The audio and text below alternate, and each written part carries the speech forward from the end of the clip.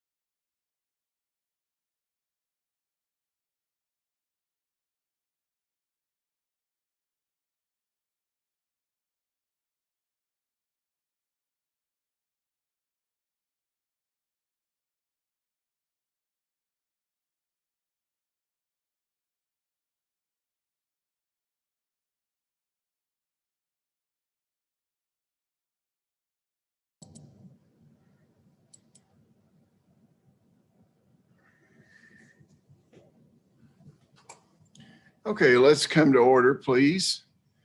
The first case we're going to call is a Commonwealth I just want Jeannie Parham.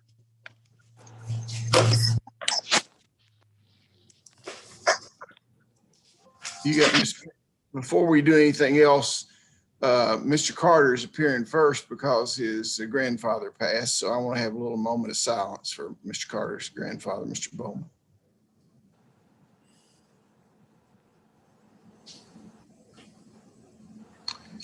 Thank you very much.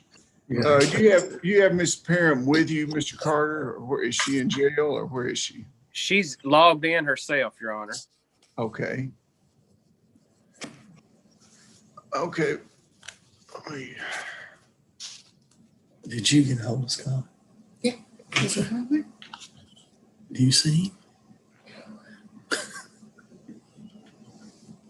him? We don't need him right at this minute, but we will eventually.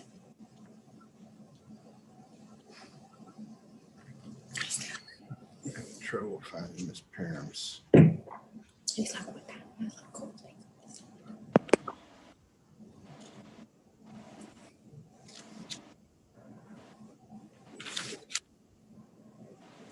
Well, I'm having a little bit of trouble finding Miss Parham's. What do we have on Miss Parham, Mr. Stockton? I'm having trouble finding. She's got two cases, Your Honor, 20 CR 22, possession of controlled substance, first degree, 20 CR 71, receiving stolen property under $10,000, engaged in organized crime. Judge, she's the second from the last page, I I believe. see it. It was out. Is on the out of custody docket. That's right. Okay. Okay. This is a motion to enter a plea. Is that correct? Yes, Your Honor. 20 CR 0071 and 20 CR 0072. Are you Jeannie Marlene Parham? Yes. Yes, sir. Okay, a motion has been tendered that says that you wish to enter a plea of guilty today. Is that correct? Yes. Are you currently under the influence of drugs or alcohol? No. Is this plea freely and voluntarily given? Yes. What is your year of birth, Ms. Parham? 1973, And the last four digits of your social security number? 8440. Is your judgment impaired today in any way? No. Have you had plenty of time to look over these charges that you have against you with your attorney? Do you feel like you're fully informed? Yes. Are you satisfied with his advice? Yes. Now, it appears that there's going to be a pretrial diversion in this. Is that right, Mr. Stockton? Yes, Your Honor. Okay, before I accept a plea, I need to know, however, that you understand your rights. Now, listen to these rights, Ms. Parham. You have the right to an attorney throughout these proceedings. You have a right to testify, not to testify against yourself. You have a right to speedy trial, the right to confront and cross-examine all witnesses, the right to produce evidence, the right to call witnesses in your behalf, the right to appeal this matter to higher court, and the right to require the Commonwealth to prove beyond a reasonable doubt. Mr. Stockton, your microphone is keying. Oh, okay, sorry. The right to require the Commonwealth to prove beyond a reasonable doubt that you are guilty of the charges against you.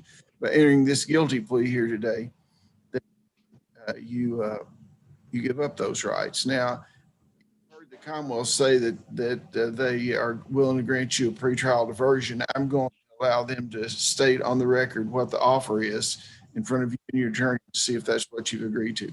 Everybody that's not in this case here, would you please turn your cameras off? Just your cameras, okay?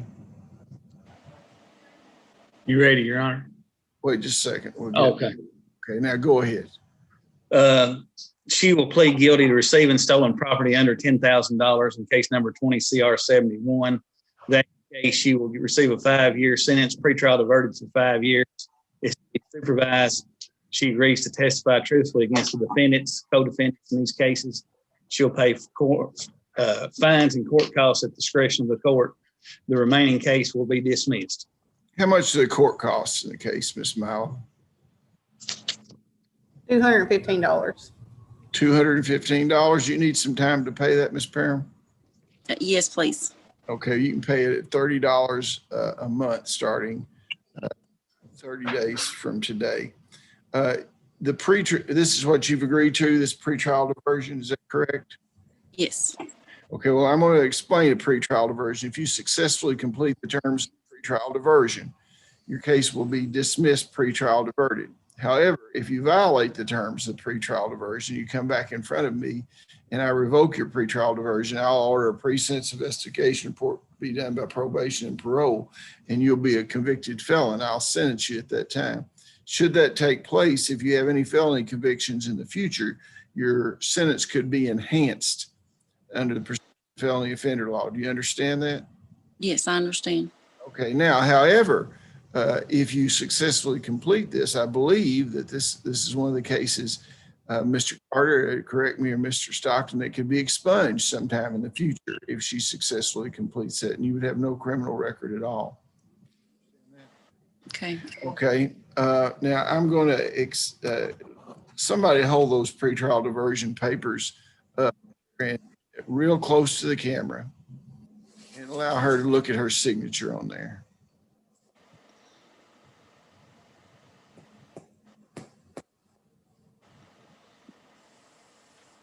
Okay, Ms. Parham, you see that? Is that your signature? Yes, it is. Okay, well, I'm going to accept this pretrial diversion. We'll enter an order today. Now, however, she will need to get a hold of the probation and parole folks just to give certain information. So you are entering this plea because you are guilty and you understand all the agreements in it. Is that correct? Correct. Okay, Mr. Carter, do you have the number of the probation and parole officer you can call and just give them information? Your Honor, depending on which one that is, I'm not sure if I do or not. Who from probation and parole is on the line today? Mr. Garner, are you on, or? I am, Your Honor. Okay, just give the number that she needs to call. It's 270-791-7864. Did you get that number, Ms. Parham? Yes, I did. Okay, well, you call Mr. Garner. What's your pleasure, Mr. Garner, as to when she should call you? If she can call about 2 o'clock this evening, we can start from there and we can start scheduling for everybody for Monday. Okay, that'll be fine. Okay. Thank you very much. Mr. Parham, you're excused. Mr. Carter, you're excused. I'll ask him. Condolences again. Thank you. Okay. Okay, now, is there any other private attorney on here that needs to be heard? Good morning, Your Honor. JP Ward. I'm standing in for Attorney Greg Sims on the Jonathan Riddle case. I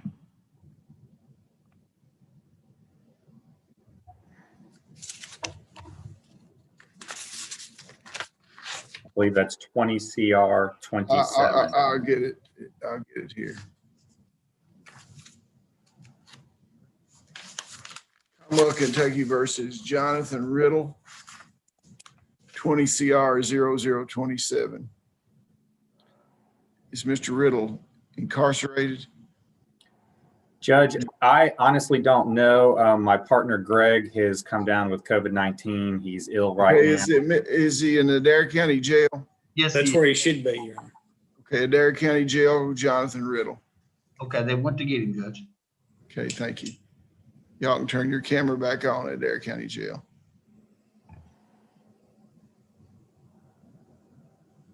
How many people do we have? We just have one person in Barron County and they appear to be on, so we'll do the Barron County case next.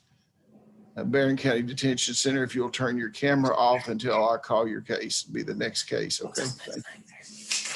Okay, this is Commonwealth Kentucky versus Jonathan Keith Riddle. Is Mr. Riddle there?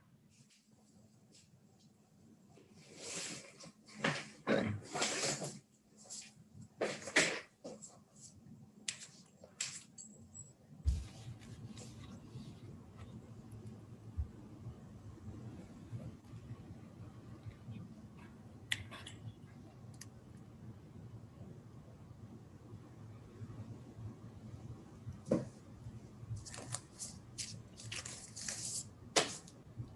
Ms. Mallon, will you turn your camera off until you're called? And then I appreciate you being there.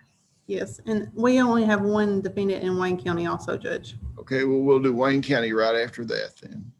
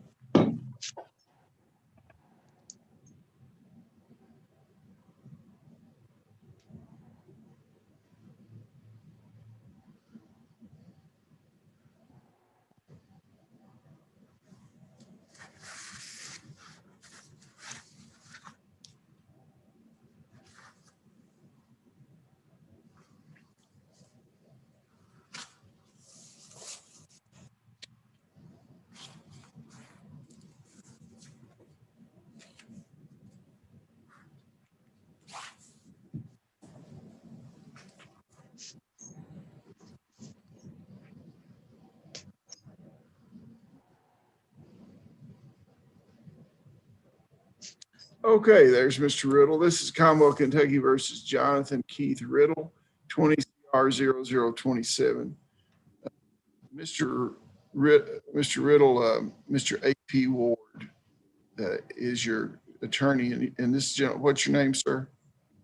Judge, my name is JP Ward. I'm partners with Greg Sims, who represents JP. Mr. Riddle. He's representing you today. Have you talked to Mr. Riddle?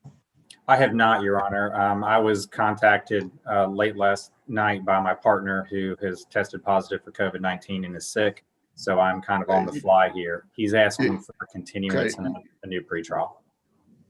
Well, there's nothing to do with the pretrial, is there, today, Mr. Stockton? No, Your Honor, I would suggest setting it in March and see if we don't resolve it, we can get a trial date on that day.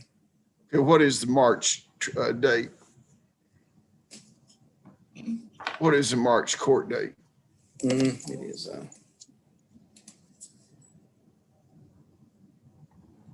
Judge, it's the 25th. March the 25th. Yeah. Okay. Okay, any motions, or if you haven't reached an agreement by that time, any motions would be said? I guess we have the possibility of having trials sometime in early June or May. well, I know we're not allowed to until April. I'm just setting it in March just to see what the status is, but the 25th, Okay. we'll know, I'd say. Well, we'll be able to do some relatively speedy trials. Okay, well, thank you all very much. The next, Thank you, Judge. the next case we'll go to will be the Barron County case. What case do we, hold on just a second. I've got that here.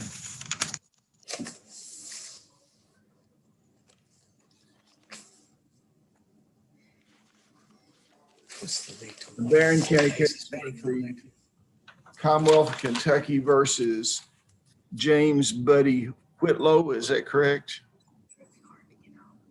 Are you James Buddy Whitlow? Yes, sir. Okay. This is 20 CR 0067. We're here today for a pre-trial conference.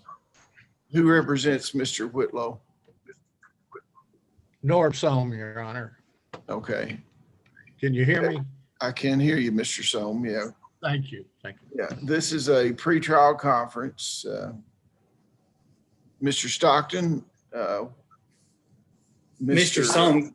Soam called me about this case, and I told him I would check into it, which I have reviewed my file, and I'm attempting to contact the victim in this case before I can make a final offer. Okay.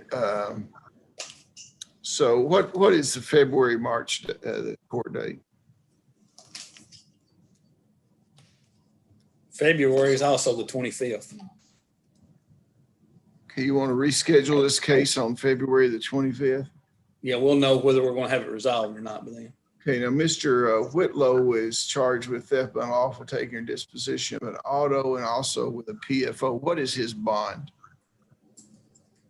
Your Honor, he has the similar charges.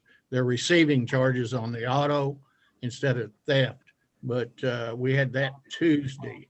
Where? And In another county you're talking about? Metcalf, Your Honor. Okay. These are the facts. are Okay, exact does he have facts. a bond in Metcalf County? Yes, he does, Your Honor. What is the bond? To be released on a ankle No. bracelet I plus didn't hear- $1,500. You cut out. You cut out. I'm sorry. The judge has approved him to be released on an ankle bracelet plus $1,500 unsecured. Do you have any objection to that, Mr. Stockton? I would just want to know where he's going to be living, and I don't think Mr. Whitlow's employed. I don't think he needs to be out on the ankle monitor. If he's Okay, Mr. Whitlow, where will you be living when you get out? With my mom here in Glasgow. What's that address? It's New Salem Road. I'm not for sure the number, sir. Okay, well, I'll agree for him to be on a ankle monitor, but he needs to stay in that residence there under a curfew.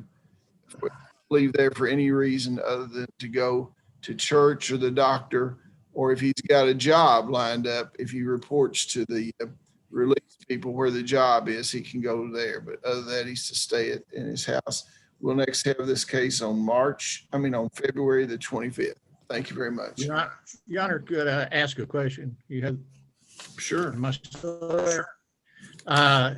These two charges, the judge has suggested that we decide which one we're going to try. What in, judge? This judge hadn't suggested that. Very well, Your Honor. Well, what judge are you talking about? Judge Alexander. So he's already been indicted. I didn't know whether Yeah, you're district court. yeah, See, that's the reason I'm asking you which judge, okay? Yeah, he had a pretrial Tuesday, and Miss Gardner suggested she was going to talk to Mr. Stockton to determine which place was going to proceed. Now, Metcalf also has a Okay. possession charge. Okay, well, here's the thing about it. That is in the province of Commonwealth. And so Yeah, I'll let- Ms. Gardner and I have consulted, and we're in the process of contacting the victim. And once I talk to her, we'll know what we're going to do. okay, that'll be fine. And it could very well be that we'll transfer this case over there. They can transfer it over here for resolution if there are two separate charges. But if there aren't, they can dismiss in one county and go in the other. Okay, thank you very much. And I guess we have Wayne County case, which would be Commonwealth of Kentucky versus Ronald K. Roberts. Thank you for your patience there, Wayne County. Welcome. This is Commonwealth of Kentucky versus Ronald K. Roberts, 16 CR 0051. Are you Ronald Roberts? Yes, sir, Mr. Okay, now this is a motion for shock probation. Ms. Costello represents you. Ms. Costello, good morning. Good morning, Your Honor. You want to state your motion? Yes, Your Honor. This was actually heard last month when Mr. Shuffett was covering court for me. I believe the Commonwealth had wanted, and the court had wanted to see some medical records on Mr. Roberts because of his, one of the bases for the motion was his medical status and continuing need of medical assistance. We requested those records. I checked with my investigator this morning. They have not been received by our office yet, Your Honor. He requested them several weeks ago. So we are doing everything we can to get those to provide to the court.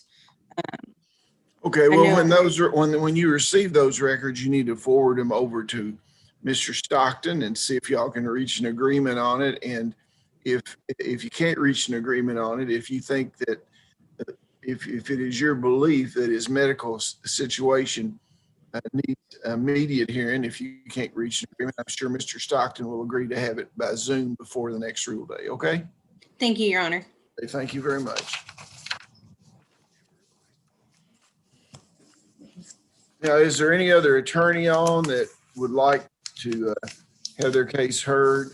Judge, this is Eric Bates. I represent Jimmy Otterson. We have Okay, let me find Mr. Otterson on my docket here, okay?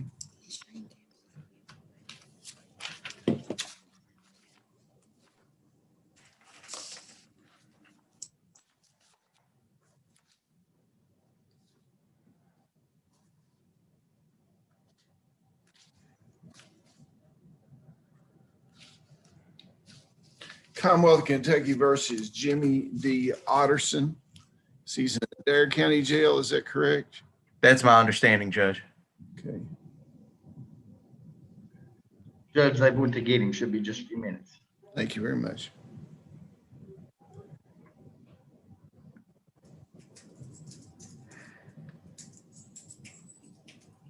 Is there any other private attorney on here waiting, or then we go back to the docket after that? Okay.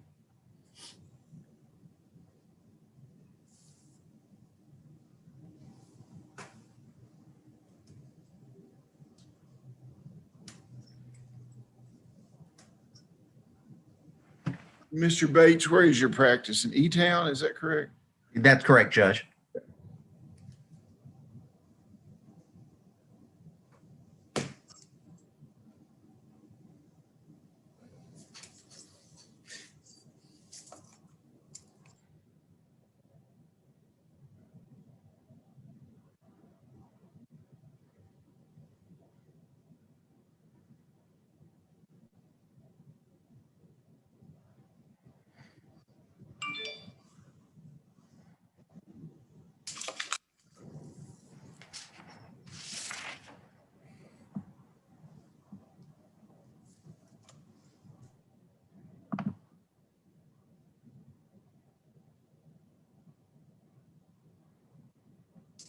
In fact, I might just refuse.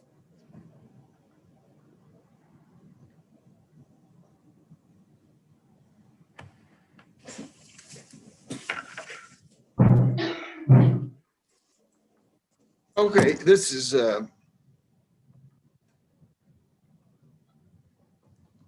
Commonwealth of Kentucky versus Jimmy D. Otterson, 19 CR 0067. Are you Mr. Otterson? Sir. Okay, what's your year of birth, Mr. Otterson? 1991, July 28, 1991, Last four digits of your social security number. 9087. Okay. Now, is it against the rules for you to lower your mask there? Okay, that's enough right there, just so we can make sure we can see who you are. Now, this is a motion to reduce bond. So, Mr. Bates, would you want to make your presentation? I would assume the Commonwealth objects to this motion. That's correct, Your Honor. Okay, go ahead, Mr. Bates. I read your motion. Okay, thank you, Judge. Then I'll just have a couple of things to say. Let me point out, it's my understanding that Mr. Otterson is under a no bond on this case. And that although the court found that there was a bond violation, no bond is still not commensurate with the underlying offenses. Now, everything that we do in circuit court is serious. There's no doubt about that. However, the underlying charges here that we're dealing with are, I believe, one single class C felony and one single class D, trafficking in the first degree, methamphetamine, and possession of methamphetamine. Now, under RCR 410, no bond is not the least onerous bond, and we're supposed to be looking for the least onerous bond that will allow for Mr. Otterson to come back to court. KRS 431-520 lists several different possible alternatives to help the court in its ability to try to make sure that Mr. Otterson will return to court. Mr. Otterson is not a flight risk. He's from the area. Quite frankly, I don't think there's anywhere that he would run to. That is his home, and that's where I expect him to be. Mr. Otterson's been in custody for quite some time at this point. He does have another case pending grand jury, but due to COVID restrictions, he's not had an opportunity to have his case submitted to the grand jury, and it's been over the 60 days that normally would allow for his release. Stack v. Boyle, which I do quote in my motion, that bail set higher than reasonably calculated to fulfill the purpose of assuring the presence of the defendant is excessive. I think that we're looking at an excessive bond here. And I will also say that Long v. Hamilton talks about how setting a bond so high that a person can't make it is impermissible. And they specifically discuss in situations where you're protecting the community. I think that it states that even if you have an excessive bond, even if you're attempting to protect the community, I think the words that were used is strikes a blow at the liberty of every citizen. So I do not believe that this is the least onerous bond that's been set. I think a bond can be set. There can be other bond conditions. I will also point out that Mr. Otterson is presumed innocent. He's not convicted of anything yet. He's out on bond, but again, we have to presume that he's innocent. And Section 16 of the Constitution says that all offenses are bailable unless they're capital offenses. And obviously these are not capital offenses. So we think that some sort of bond would be appropriate, and a bond that he could make, even if there are other conditions that have to be added in to for the court to be able to assure his presence, that would be fine. But we do need to have some sort of a bond set and something that he would be able to. Mr. Stockton? I think Mr. Bates would be correct, Your Honor, on all of his points if this was an initial review by the court on one case. However, in this case, Mr. Otterson, in case number 19 CR 67, he was granted bond by the court. He made that bond. And while out on that bond on or about October the 26th of 2020, he committed new felony offenses. He was charged in district court for trafficking marijuana, possession of controlled substance, cultivating marijuana.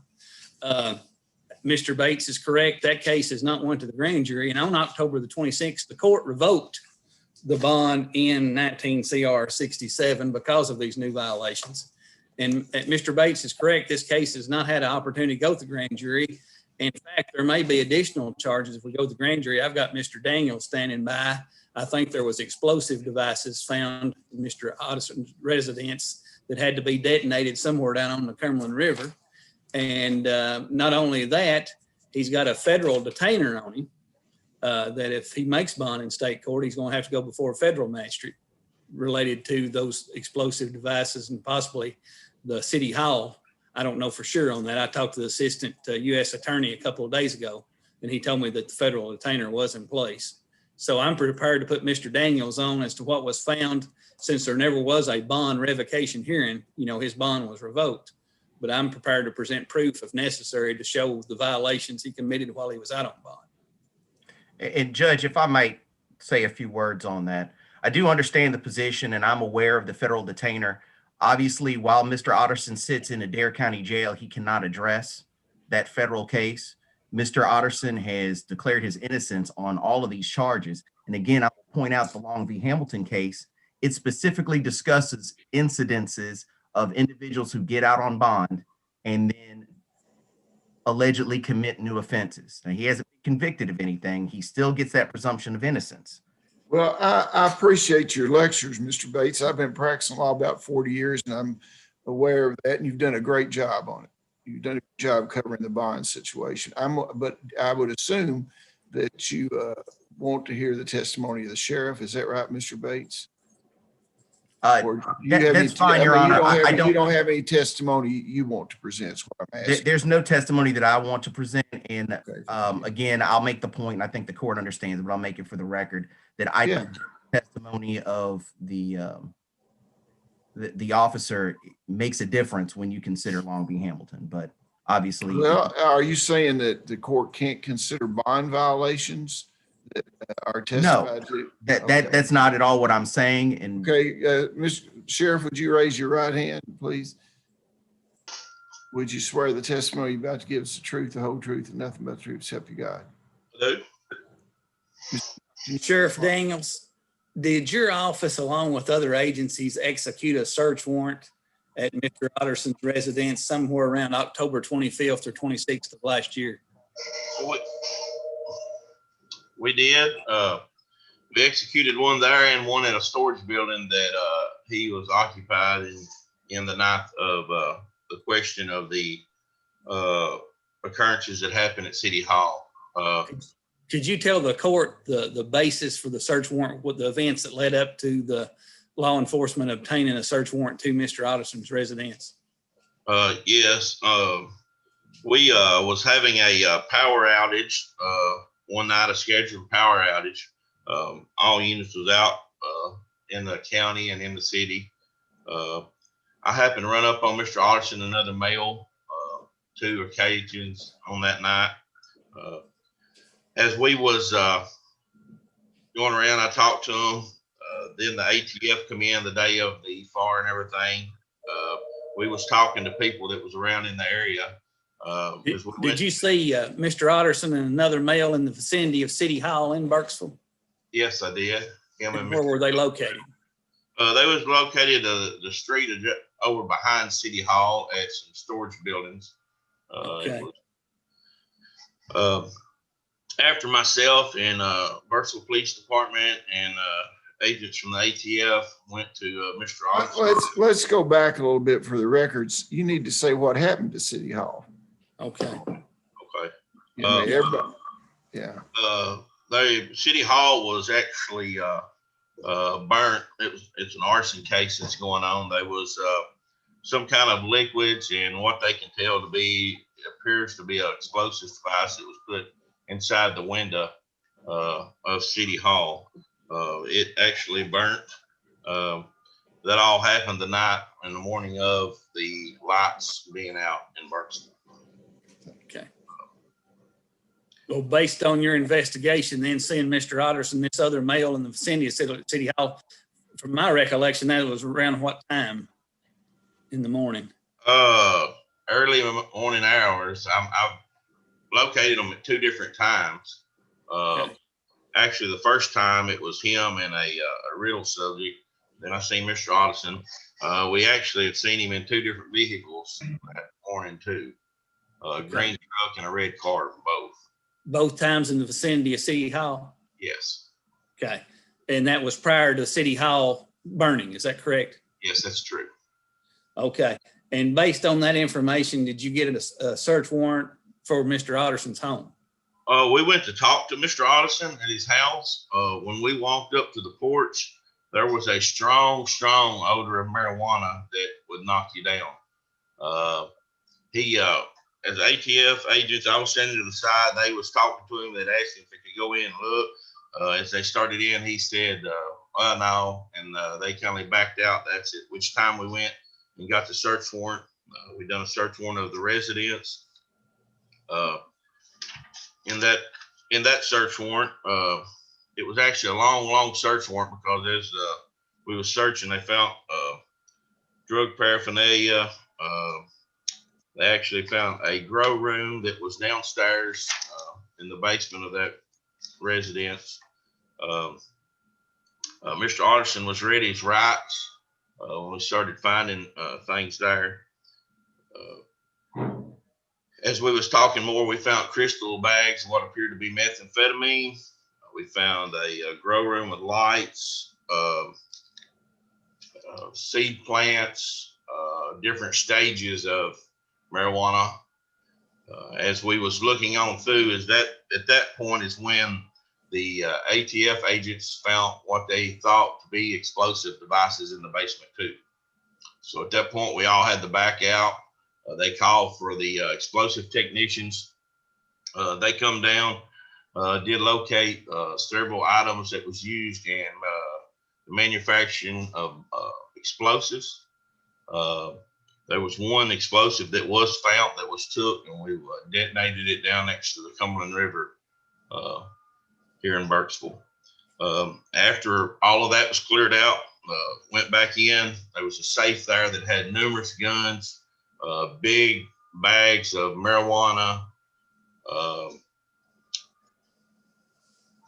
there's numerous things of cultivate marijuana, the foods that goes in it, the plants, the lights, the trays, the soil, the different stages of the plants. We also got a search warrant on that storage building too, that we I'd located on that earlier. Found one. Whose name was the rental for on the storage building? It was in his girlfriend's name, but he had the only key to it. She said she didn't even have a key to it. When you say he, you're talking about Mr. Otterson? Mr. Otterson, yeah. I need to back up just a little bit. After we read him his rights and we found this stuff up there in the basement, talked to Mr. Otterson. Mr. Otterson's statement was that everything you're going to find there is going to be mine.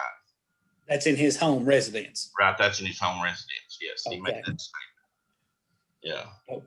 So Do you have any further questions, Mr. Stockton? I was just going to ask him what he found in the storage building that Mr. Otterson had control of. We found one black canvas bag that was stolen out of the meth trailer that was beside City Hall.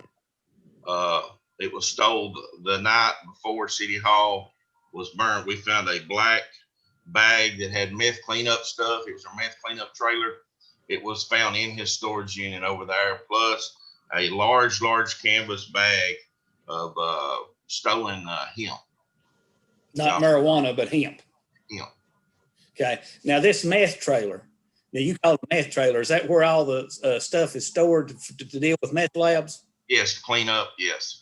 And where was it located as regards to City Hall that burned?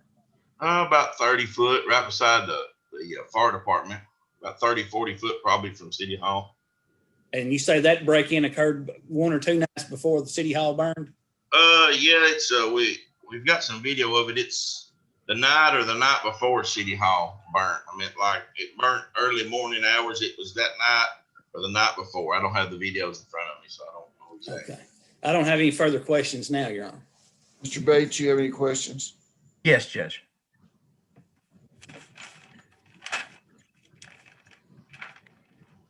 Sheriff, did you charge Mr. Otterson for items you found that night?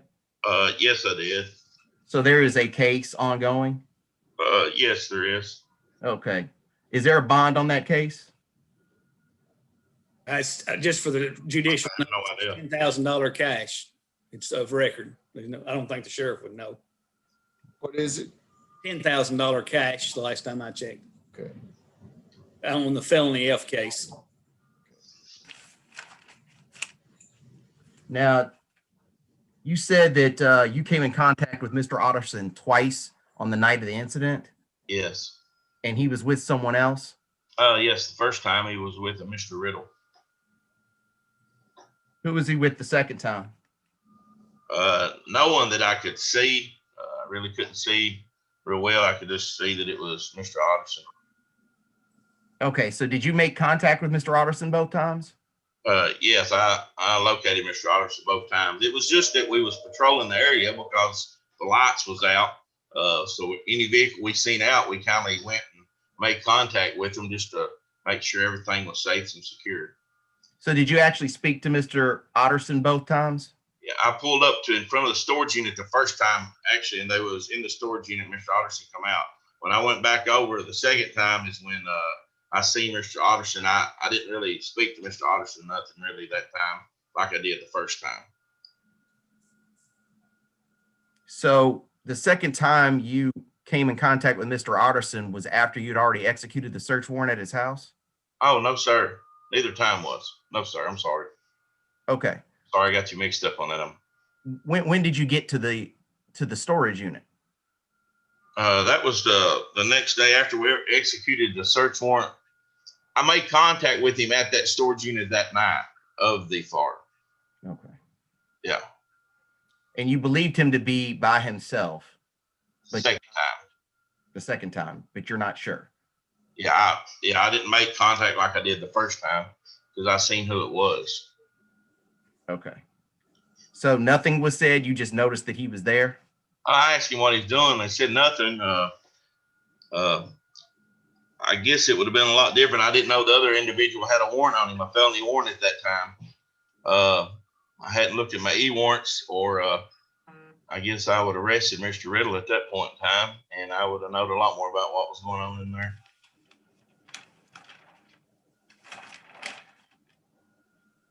What Mr. Riddle are you talking about? Nathan Riddle.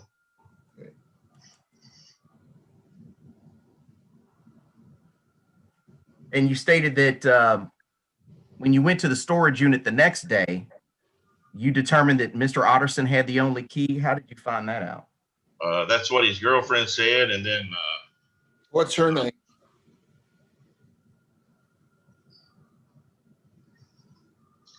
I'll have to look. It's in all these papers. I don't remember her name right offhand.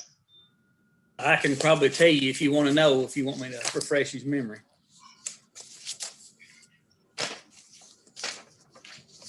Ask what name do you have? I have Tiffany Spears. That's correct. Okay. Okay, do you have anything else, Mr. Bates? Just a couple of other questions, Judge. And so the only reason that you decided to go to Mr. Otterson's house to make contact with him was because you saw him out on the night of the fire? Yeah, in the area of the farm, yes. So we was questioning many people that we seen that we made contact with or seen that night. We had got some video, and that's one of the reasons we went back to the residence, because seen his vehicle right in the vicinity of the farm. But no one else gave any information or made a statement saying that you need to check into Mr. Otterson? It was solely because you saw him out that night? I can't speak for the other guys, the ATF agents and stuff. I wasn't with them all the time, so they was talking to people also. Mr. I understand. Bates, anything else? Judge, I didn't know if he actually answered the question. I think that you're saying you didn't have any other information, but you don't know what ATF had? Besides, he's seeing him, the city police was involved, the ATF was involved, so. Okay. And the last thing, do you know anything about this federal detainer that he's got on him? Is that from the charges with the ATF, or do you know? Yeah, it's from I think the explosives. Okay. I have no further questions. The reason he was only charged with what he's charged with that night is because we had to back out and leave and wait for the explosive detectives and stuff to come in. Okay, well, I've heard the evidence in this case. I agree with Mr. Bates that it's not appropriate to have zero bond. Everybody's entitled to some bond. You agree with that, Mr. Stockton? I do, Your Honor. cases. So I'm going to set a $500,000 cash bond with an ankle bracelet and also a curfew. Okay, well, thank you for the hearing, and we'll do the appropriate order. Okay, now let's go back to the beginning of the docket now.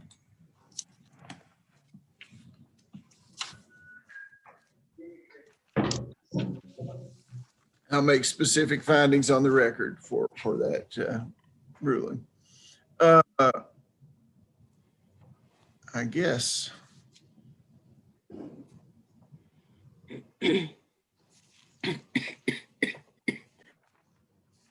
Young lady, what's your name? Savannah Branham. Okay, I guess we have, I'll do you, we have Jesse. Is Jesse Scott Allen will be next. This is Commonwealth Kentucky versus Savannah Branham, 20 CR 0060. Are you Savannah Branham? Yes, sir. Okay, we're here on a pretrial conference. She also has 20 CR 0061. 20 CR 0062, all three charges.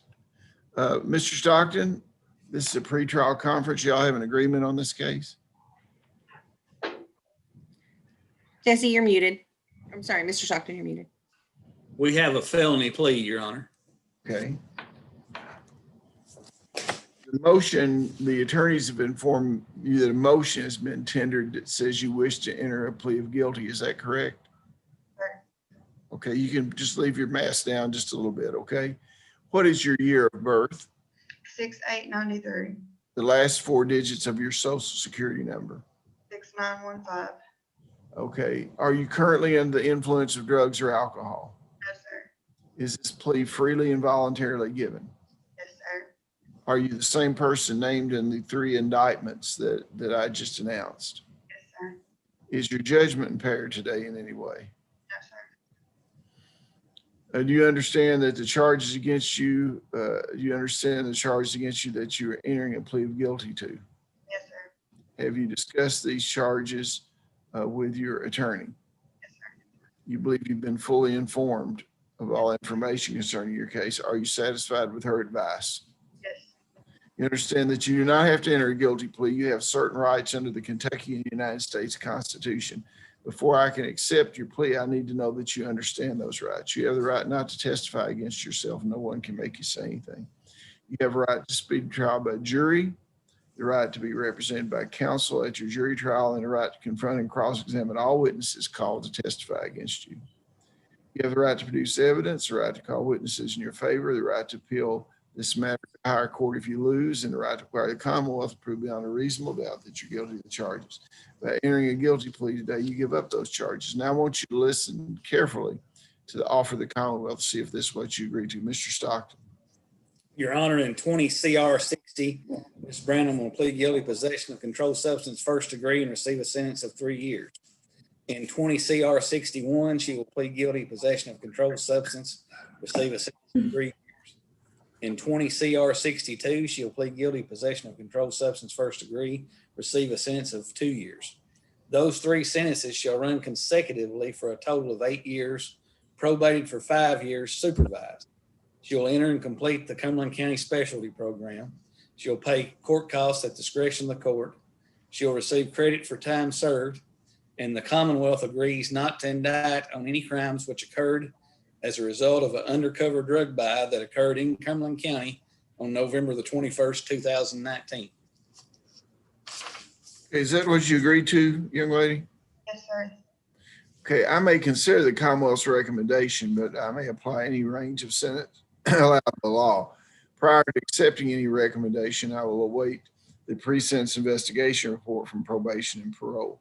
In the event that I do not accept the Commonwealth's recommendation and decide to impose a harsher sentence, I will inform you of such and reject the plea agreement. You can accept the harsher sentence or you can withdraw the plea. In other words, you can't receive any more than you've agreed to, okay, at this juncture, unless you agree to accept that. Now, you've heard the recommendation and acknowledged what the That's what you agreed to. Is anyone force, threaten, or coerce you in any way to get you to enter this plea? No, sir. You're entering a plea because you are guilty and for no other reason. Yes, sir.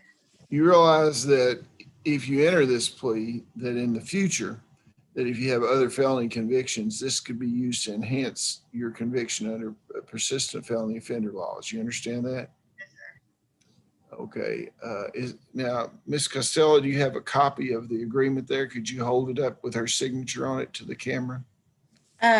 Your Honor, I only have an electronic copy, but it's already been stamped by the clerk. I think it might, I was hoping they had put it in the file. It's been sent back from the, She has it, Judge. Okay. And that's your signature on there, ma'am? Yes, sir. Okay. Okay, the court accepts the plea and orders a pre-sentence investigation report to be done by probation and parole. Scheduled sentencing on February the 25th. And I guess I'll sign the order referring to drug court. I guess they have to wait the sentencing take place before they can interview her, is it? No, she's already been interviewed, Your Honor, and she's eligible. I don't know if you want to leave her into final sentencing or if you want to let Well, Mr. I think I have to. Okay. And then if she's ready on the day of the final sentencing, we'll find out when the first orientation is available and get her out just right after that. Okay? Okay, thank you very much.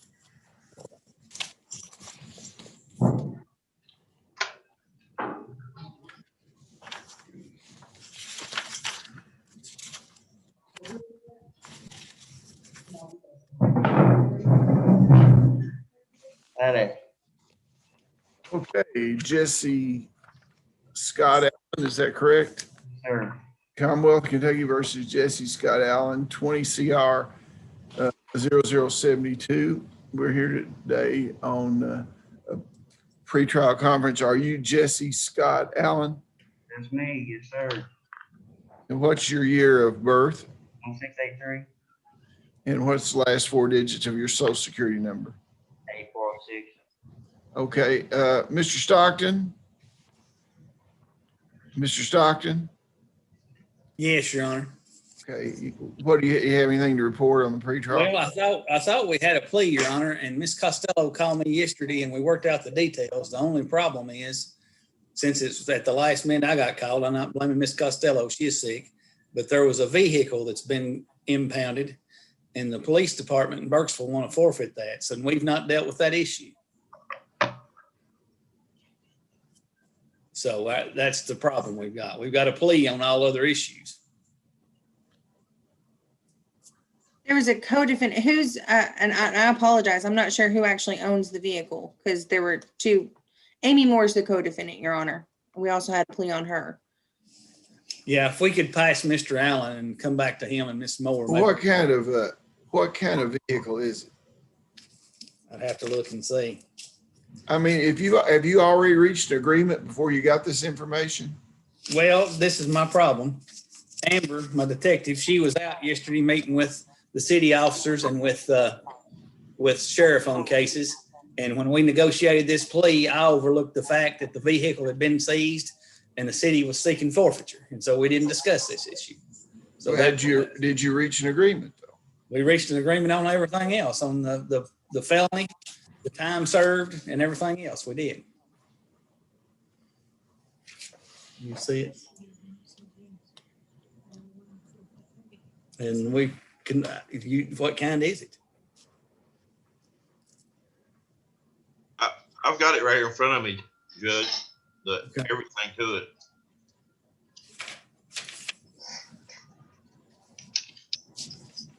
It's a 2007 Hyundai. It's an SUV. It's a Saturn View. Yeah. The VIN number is 5G ZCZ 53497 Sam 860975. So basically, if they want to agree to the forfeiture, we have an agreement. That's where we are.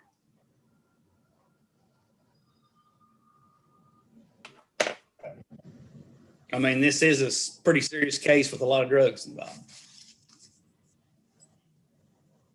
Ms. I don't Costello, know. Well, you'll need to talk to your client, will you? Yeah, and I don't know who owns the vehicle. Whose name is the vehicle registered in? Give me just a second. I have to look at another page here. I'm sure if it's not Mr. Allen's vehicle, he'll agree to forfeiture. It's Mr. Allen and his sister, it appears. Well, that complicates things.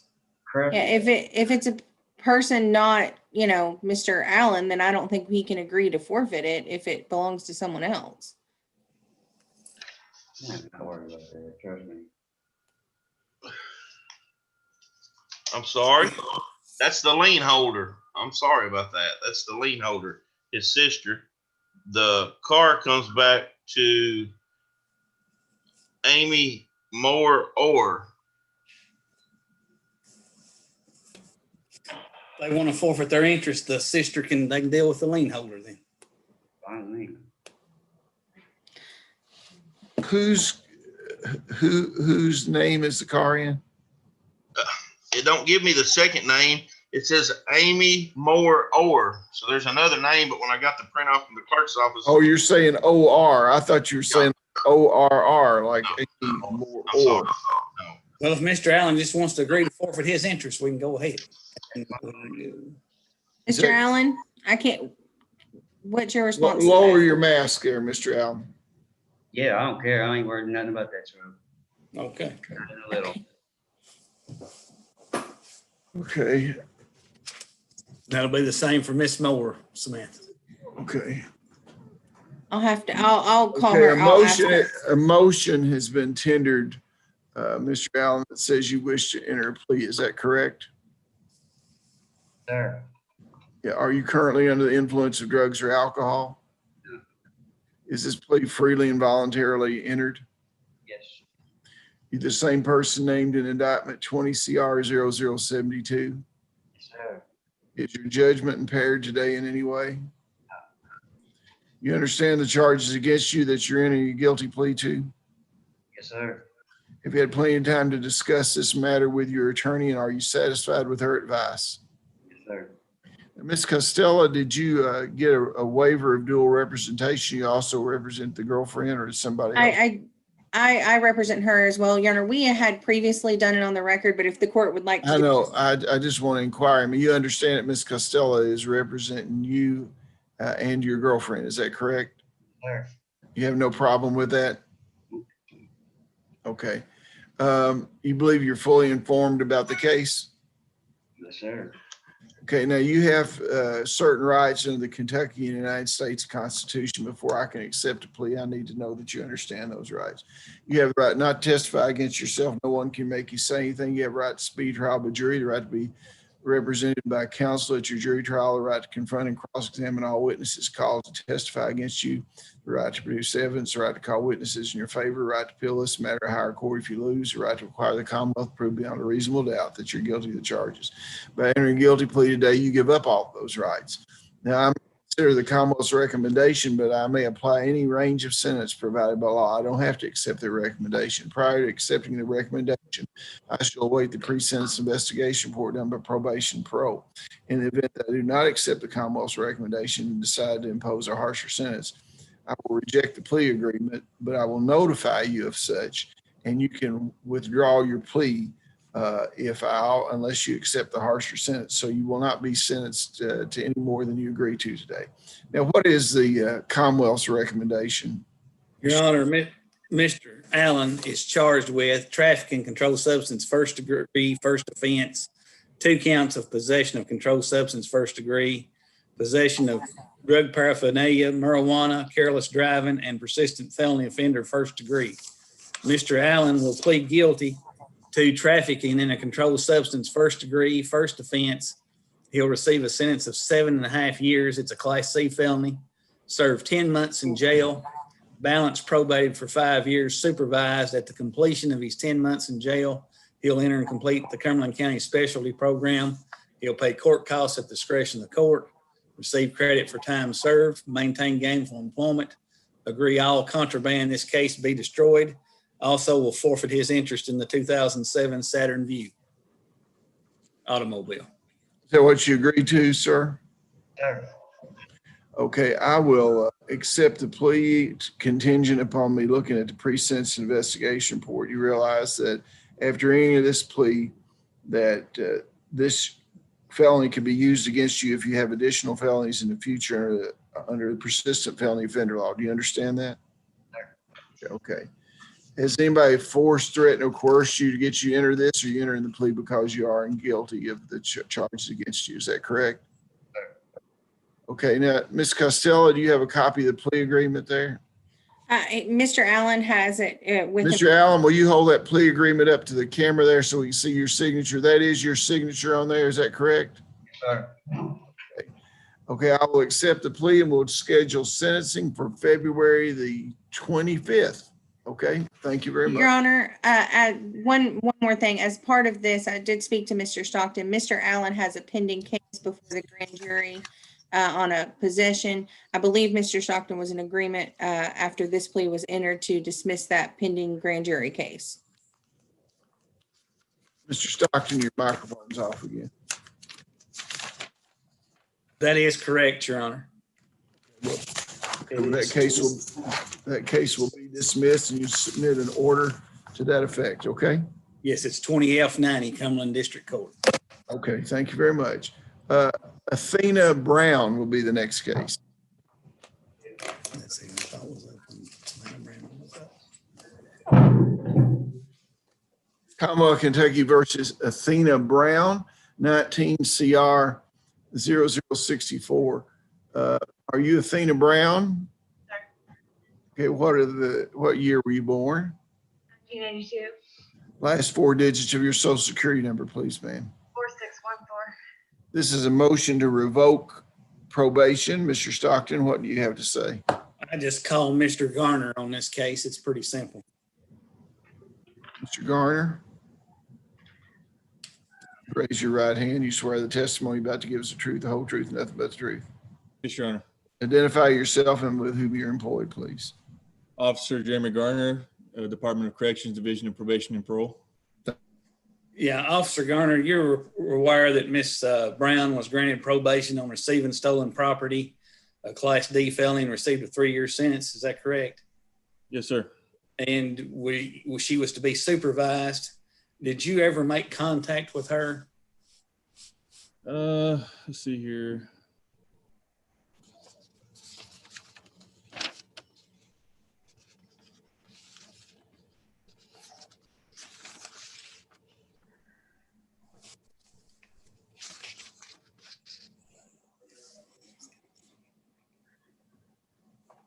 I don't believe that I was ever able to.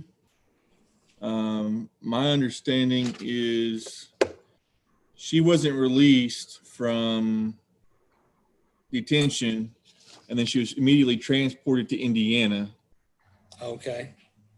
Did probation parole have any contact with her in the jail telling her what she was to do as far as reporting?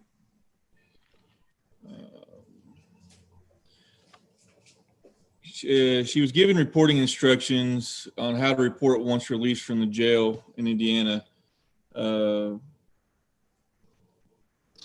so that we could complete interstate compact agreement, and as she was a resident of Indiana.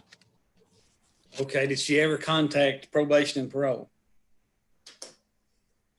No, sir.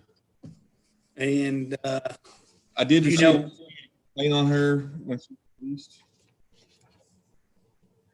but no contact with her personally. okay. When was she released from jail in Indiana?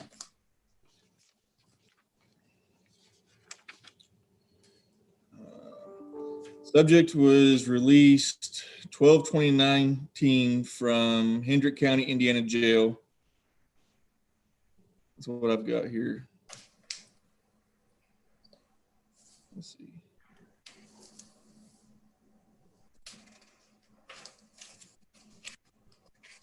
Yeah, she was transported 12/13/19. She was booked in 10/3/19, and then she was released 12/29/19. Okay. And did you make any efforts to contact her after she was released from jail on 12/29/19? Yes, sir. I've called every number that I could find and associated with her. I wrote a letter and had mailed it to the address that she was given. I previously stated a second ago that I did receive a community complaint on her, and when I was talking to that individual, I got information on a different address in which she was allegedly living at, and I mailed a letter to them too, as I cannot go to Indiana to search for her. Okay. And so she was given this information, it looks like somewhere the fall of 19 about contacting Kentucky when she was released from jail. Is that correct? Yes, sir. Okay. I have no more questions, Your Honor.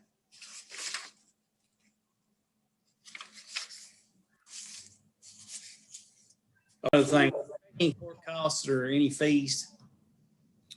Yeah, I got with the clerk's office, whenever she was sentenced or whatever to probation, she was given court costs, fines, and fees, and I checked with the clerk's office, and she's never paid anything on any of them.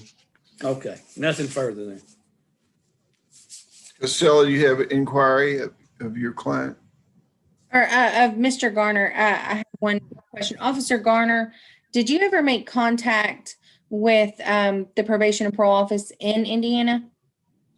No, legally, we're not allowed to make contact with out-of-state agencies. We have to use the Interstate Compact Agreement program called ICOTS, and we submit them transfers for them to coordinate a collaboration between the two agencies. But I can't do anything with ICOTS if I can't make contact with the offender. So do you know that she was released in Indiana to Indiana probation and parole? I cannot say what she was on up there because I couldn't get contact with her. Okay. And the only way you can call is through the Interstate Compact, even if they're on supervision already in another state. Is that correct? I can speak with the offender at any point in time. That's not the issue. It's the agency that's supervising her. We're not allowed to directly communicate with them without it being documented through ICOTS. Okay. Nothing further, Your Honor. No other questions. Shocking. No other questions. Okay, do you have any other witnesses? No, Your Honor. Ms. Costello, would you like to call any witnesses? I would like to call my client, Your Honor. Okay, Mr. Brown, would you raise your right hand? You swear the testimony you're about to give is the truth, whole truth, nothing but the truth, so help you God. Okay, you may proceed, Ms. Costello. Yes. Ms. Brown, can you state your name for the record? Kay Brown. Ms. Brown, when you were released from Indiana on 12/29/2019, what were you released to? I was released to probation. Probation in Indiana? Yes, ma'am. And were you reporting to an officer there? Yes. I reported and rated drug screens. And what I apologize. Can you repeat that answer? It broke up a little bit. we have an appointment once a month and random drug screens. Did you make contact with Kentucky? No, I didn't. I was focused on doing what I needed to do there, and it just slipped my mind, I guess. I thought it was all mixed together. Where were you when you were arrested on this warrant? Where were you? I was at probation. My probation officer found the warrant here, and she arrested me so I could come down here and take care of it. She placed me under arrest. Okay. And when was that? That was in December. Okay. And do you reside in Indiana? Yes. Were you working there with your probation officer? What do you mean? I'm sorry. Were you? I had complied with all my terms of probation. I was actually doing really well. She had put me in a job program. I was looking for a job. Nothing further, Your Honor. I have no questions, Your Honor. Okay. You want to make your argument, Mr. Stockton? I mean, this is, if everything Mr. Brown says is true, the Commonwealth's kind of a victim of circumstance and a victim of Miss Brown's inaction, because we've been operating blind. We've not known where Miss Brown has been. We've not known where she's been doing. Mr. Garner got a community complaint back in January of 20 about her using meth. That's the only information we've had about her in the last year. So she's been in NCIC. And so I don't want to come down here and incarcerate her at the taxpayer's expense, but she just can't willy-nilly just brush off her obligations either. So I'll leave it as to whatever the court wants to do. Well, I really don't know how you're defining the details of something like this if the law says these probation and parole officers cannot talk to each other. Yeah. That seems pretty tough. I mean, there's no way for us to verify, I guess, one way or the other. Mr. Garner, do you have any way that you can investigate whether or not the testimony that this lady gave is true or not? She's still in violation for not being in contact with Mr. Garner and not keeping him. That's correct. Whether the question is whether we want to sanction her, or whether we want to revoke her. I don't know. If she hasn't had any other major violations other than just failed to contact, I mean, we do one thing, but Mr. Garner, do you know any way you could contact those people to see if she was in compliance and good standing up there? Your Honor, I really truly don't know. Okay. Well, the reason behind the whole us not allowing to communicate with them is because the different laws in different states vary, and they want a recorded. I think it's good policy that there be justification so people can't abuse the system, and everybody is on that way. So, why can't Costello get her records and send them to us from the probation office? Your Honor, I can request them from Indiana Probation and Parole and see if they can provide them to me. Yeah, is she down as a state prisoner, Mr. Garner, now? I'm not aware if she is or not, Your Honor. Why don't you try to make sure she's listed as a state prisoner, since it's a probation violation? Make sure the county's not having to pay for it. Ms. Costello, if you'll get some kind of waiver or whatever, get that information, Mr. Stockton, we might be able to agree to a sanction.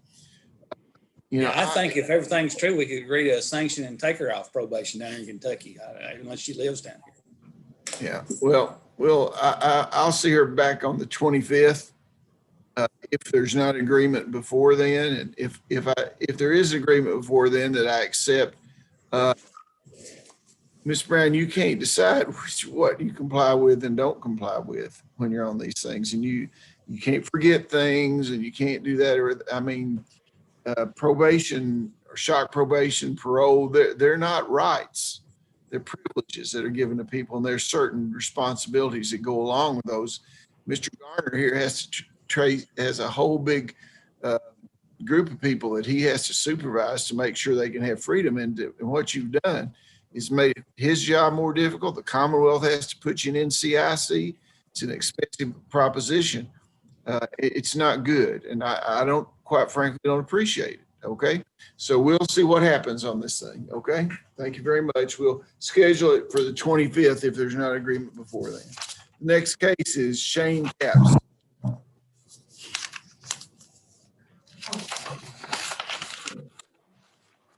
Your Honor, while they're getting him, do you want to see the next? I got some more females in here. Well, sure. Who do you have in there? Tessa Gore. Got her right here. Okay.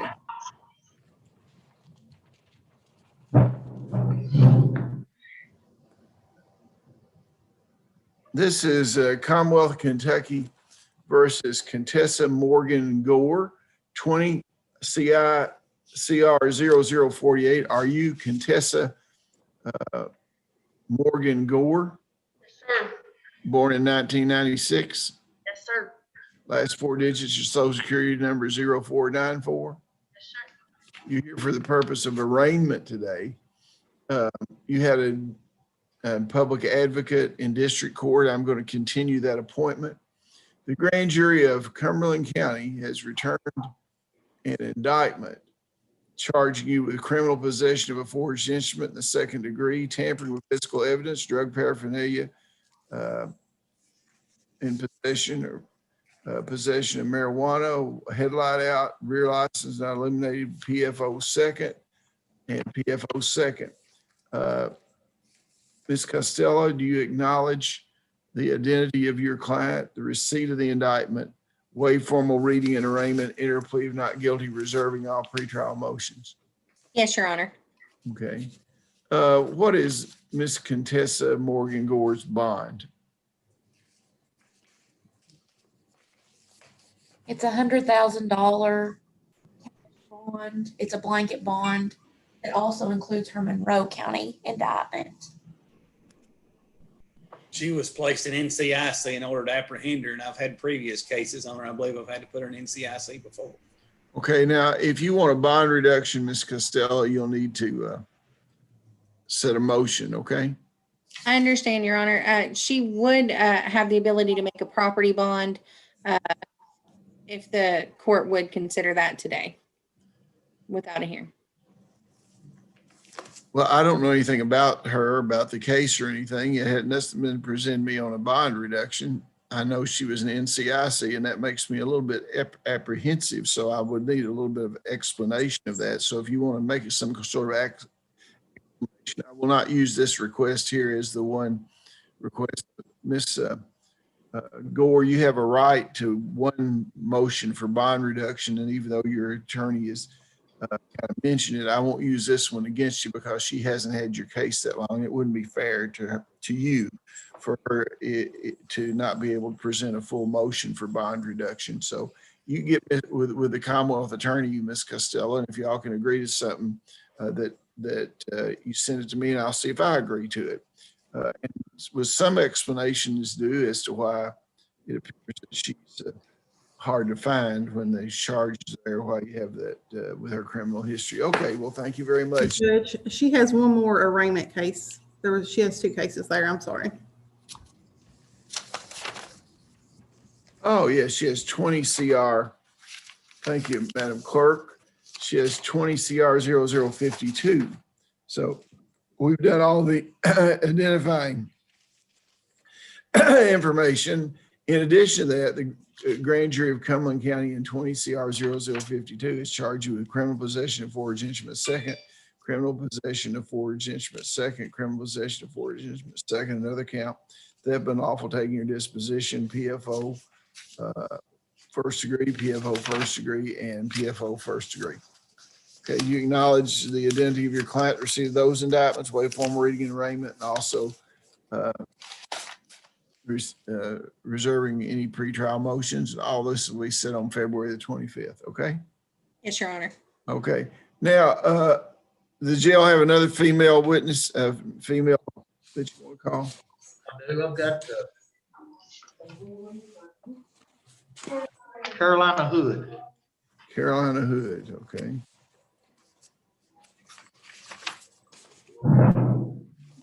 Commonwealth of Kentucky versus Carolina L. Hood, 19 CR 0054. Are you Carolina Hood? Yes, sir. What's your year of birth, Miss Hood? 11/21/96. What are the last 4 digits of your social security number? 6081. Okay. We're here today for a sentencing. You understand that? Have you had an opportunity to look at the pre-sentence investigation report done by probation and parole? Yes. Is it substantially correct? Yeah. The address on it is not.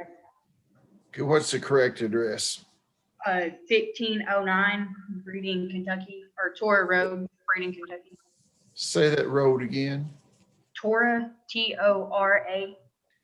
Like Tora, like a Japanese attack, Tora? Yeah. Yeah. You were pretrial diverted in this case, and then the diversion was revoked. So we had a pre-sentence investigation report done in this case. And I guess you reviewed that, so and acknowledged it was substantially correct. So we are sentencing you to 3 years.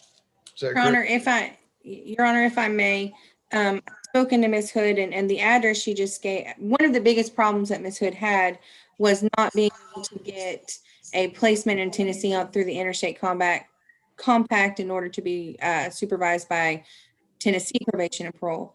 She has fixed that and got a local address in Breeden, Kentucky.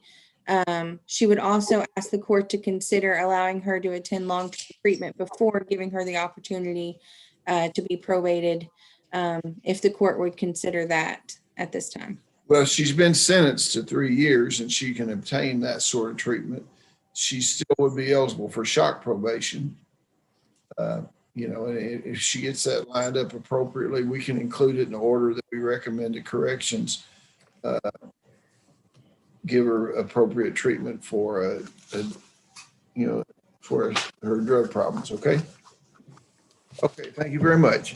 You have another female in there? Got one more, Amy Moore.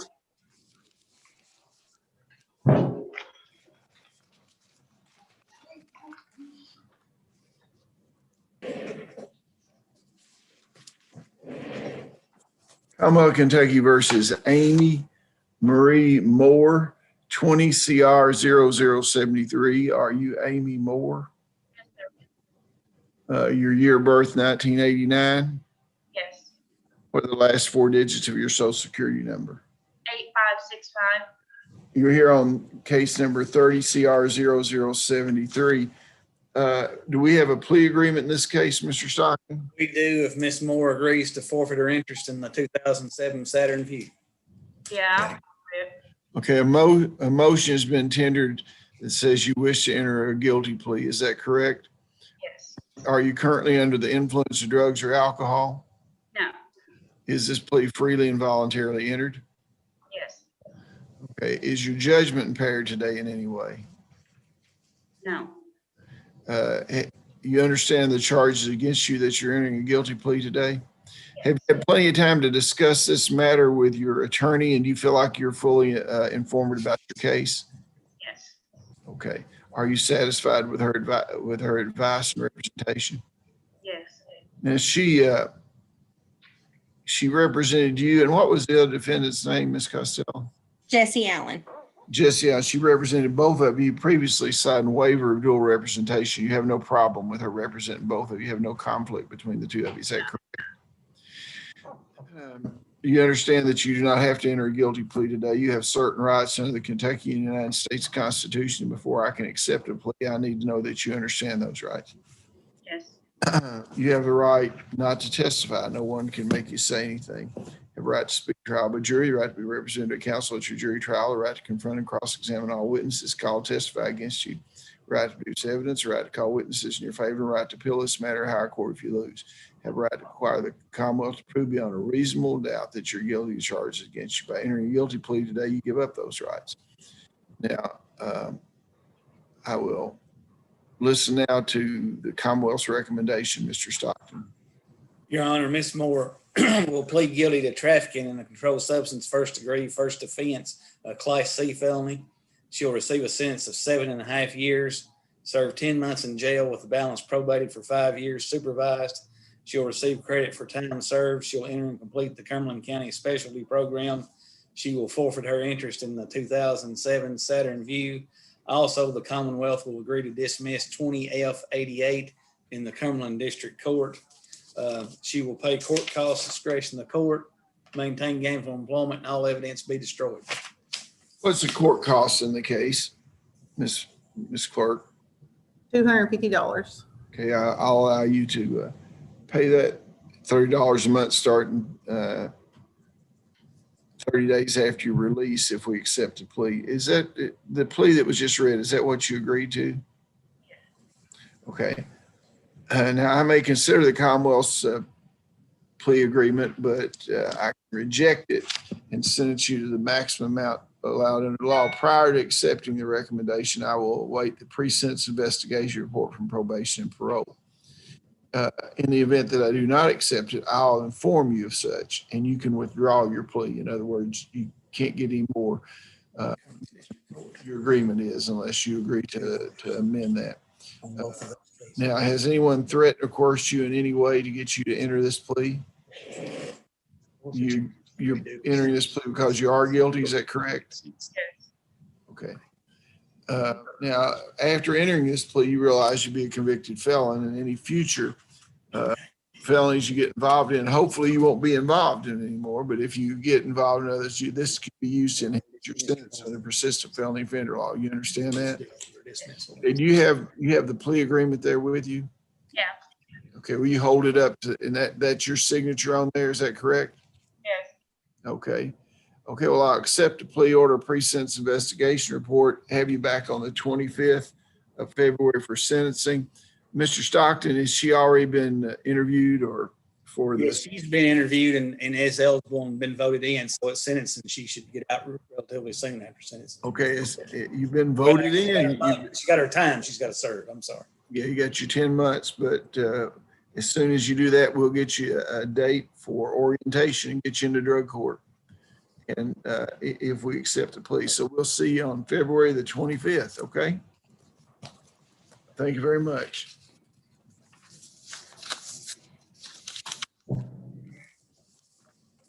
Go back up here to That's Shane Caps, Your Honor.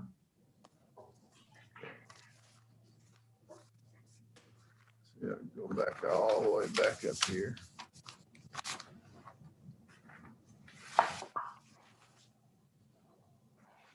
Commonwealth Kentucky versus Shane Caps. 30 CR 0032. Are you Shane Caps?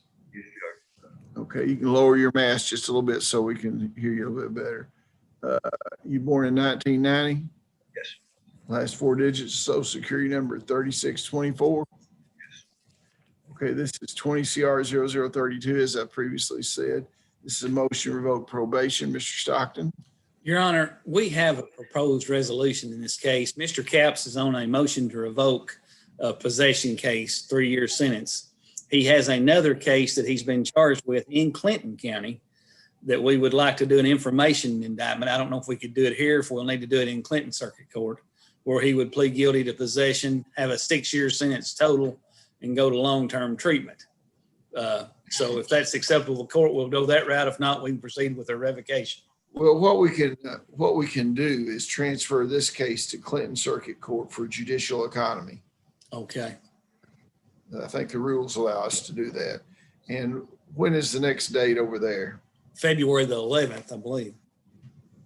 February the 11th. So he'll be a state prisoner at that time, and I think we can waive the pre-sentence investigation report. You agree? Probably agree with that, Mr.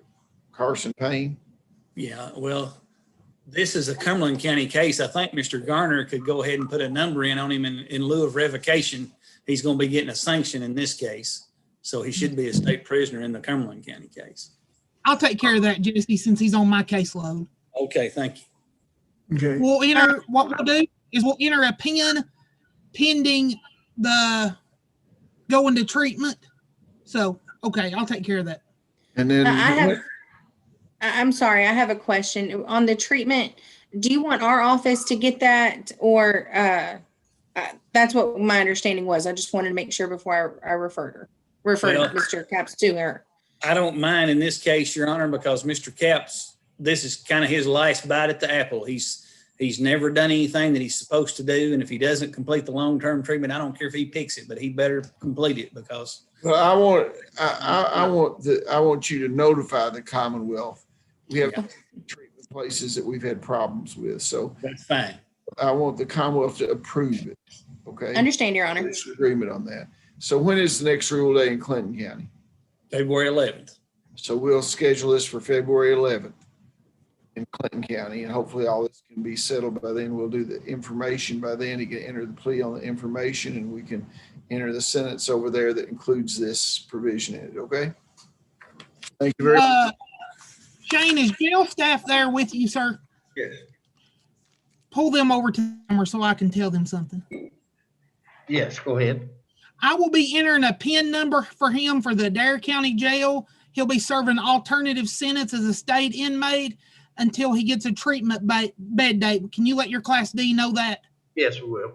All right, thank you. Yeah. Thank you, Judge. May I be excused? Well, sure, you don't enjoy our company, obviously, or you got. I enjoy your company, but I've got. That's all you had to say. You're excused. Thank you. Commonwealth versus Brian Hawkins.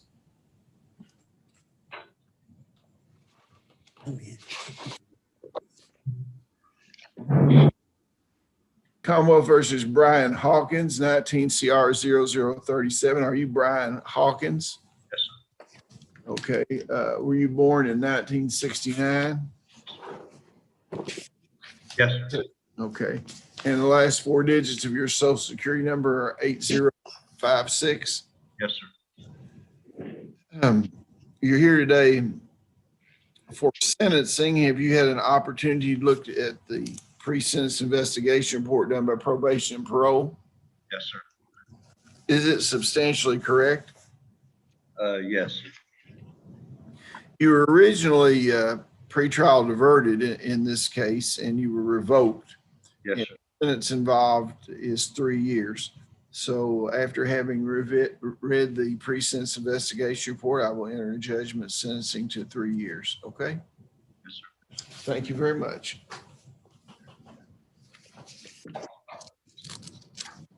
What does that mean?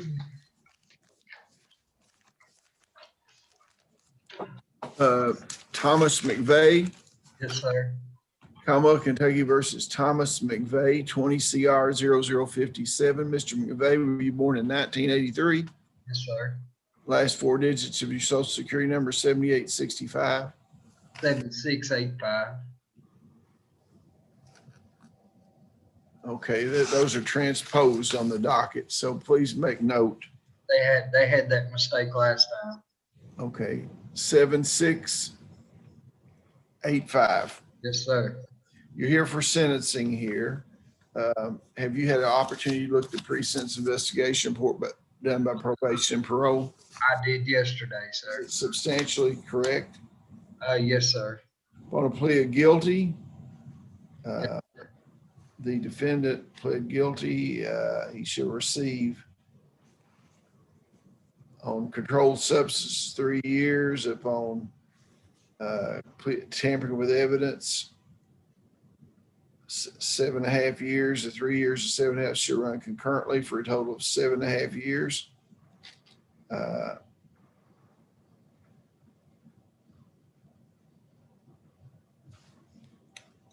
Serve 150 days. Is that right, Mr. Stockton? Yep. 150 days, balance probated for 5 years, shall receive credit. What's the court cost, Madam Clerk?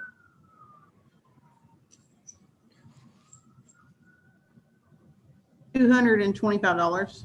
Okay, the court cost is $225. I'm gonna let you pay that at $30 a month.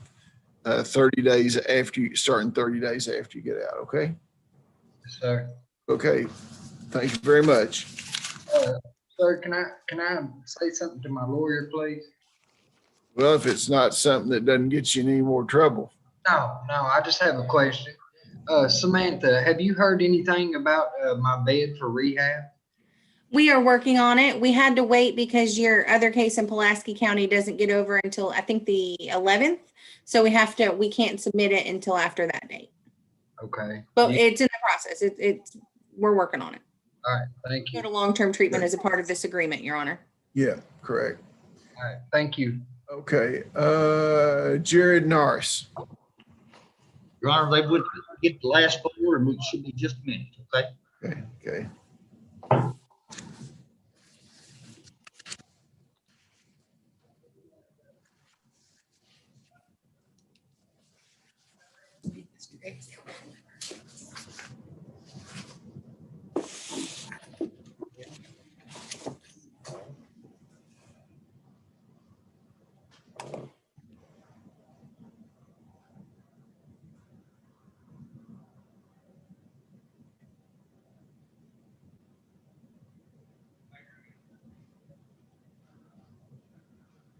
Your Honor, while we're waiting, I see Miss Marshall Swinky trying to join the meeting.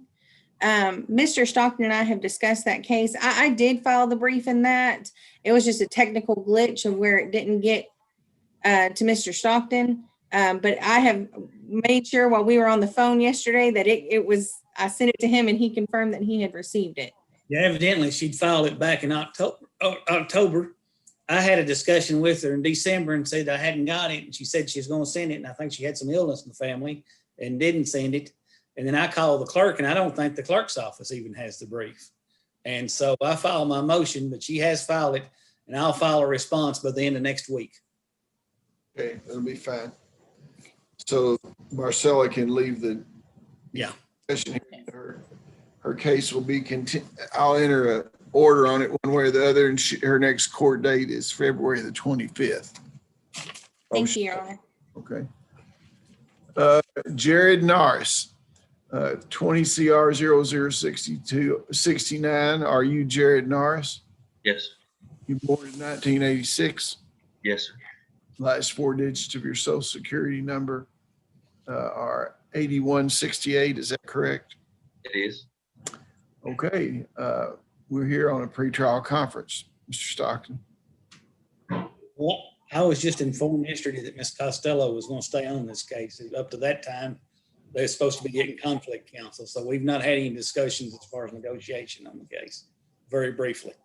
Yeah, Your Honor, to clarify that, this is a criminal syndicate case, but it appears that any conflict has already been resolved because Ms. Parham and Mr. Arms retained private counsel. So there doesn't appear to be a conflict between Mr. Staten and Mr. Norris, and they both agreed to allow me to represent them both. Is that correct, Mr. Norris? Yes, ma'am. Okay, then, so y'all need to start some negotiations then. We'll continue this case till February the 25th. What's, Mr. Norris seems to have it's a long list of charges here. He hasn't been PFO'd or anything on this, has he? No, he's not eligible. I guess he's glad for that he's not eligible. Yes. What's his bond? It's 25,000 cash or 2 times property with an ankle monitor. That's just $50,000 property. It's pretty low bond. Your Honor, he has been unable to make the property bond. He does have a family member who could sign a surety bond for him and pay for the ankle monitor if the court would consider that. How's the Commonwealth feel about that? Well, I'd need to know the surety bond, how much it would be and who the person is. And I would need to know that he wouldn't be out doing anything he shouldn't be, that he'd be located at that residence. Who is the person Mr. Norris would be willing to sign the bond? Buford Wilbur and my dad. Okay. It's in Burkesville, Kentucky, right? I know he works at the courthouse. Yeah. Mr. Stockton. So his father is a reputable person. Are you going to be living at his house? Is that where you be living? Yes, sir. Okay. Did he sign a 25,000 surety? Yeah, we'll do a $25,000 surety bond. You get an ankle bracelet, stay at your father's house under curfew. You can leave there to go to the doctor or to church. If you find an opportunity to get some employment, you should contact your attorney and she can talk to Commonwealth attorney to see if that would be appropriate. If you get an employment, it can't be one of these, I'm working here, there, everywhere. It need to be a set location so you can be monitored there too, okay? I understand. Okay, thank you very much. We'll see you on February the 25th. Thank you. Yeah.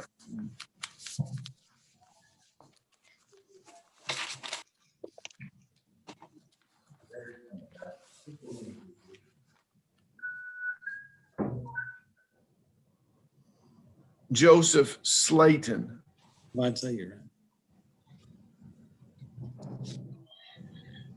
Commonwealth versus Joseph Slayton, 20 CR 0055.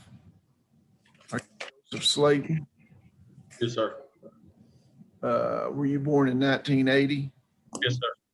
Last 4 digits, social security number 2977. Yes, sir.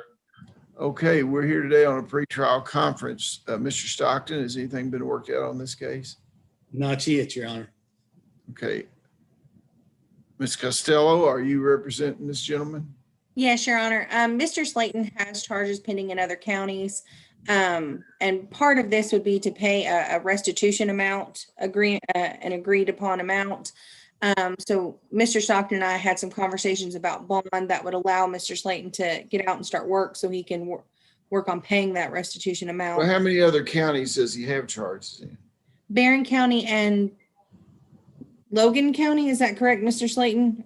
Yeah, but I made an agreement with both of them. We just ain't signed off on it yet because Logan County, I guess, didn't send the Zoom code last month over here. To go through Zoom, but I made an agreement on it. I just ain't signed nothing yet. I guess we're gonna do that like in a couple months or whatever. How much money is involved in this case here, Mr. Stockton? It's $2,300, and that doesn't sound like a lot of money, but the victim in the case is not Bill Gates. So it was an insurance check to fix her home, and that's this money that was taken. Okay, we'll be back here on the 25th.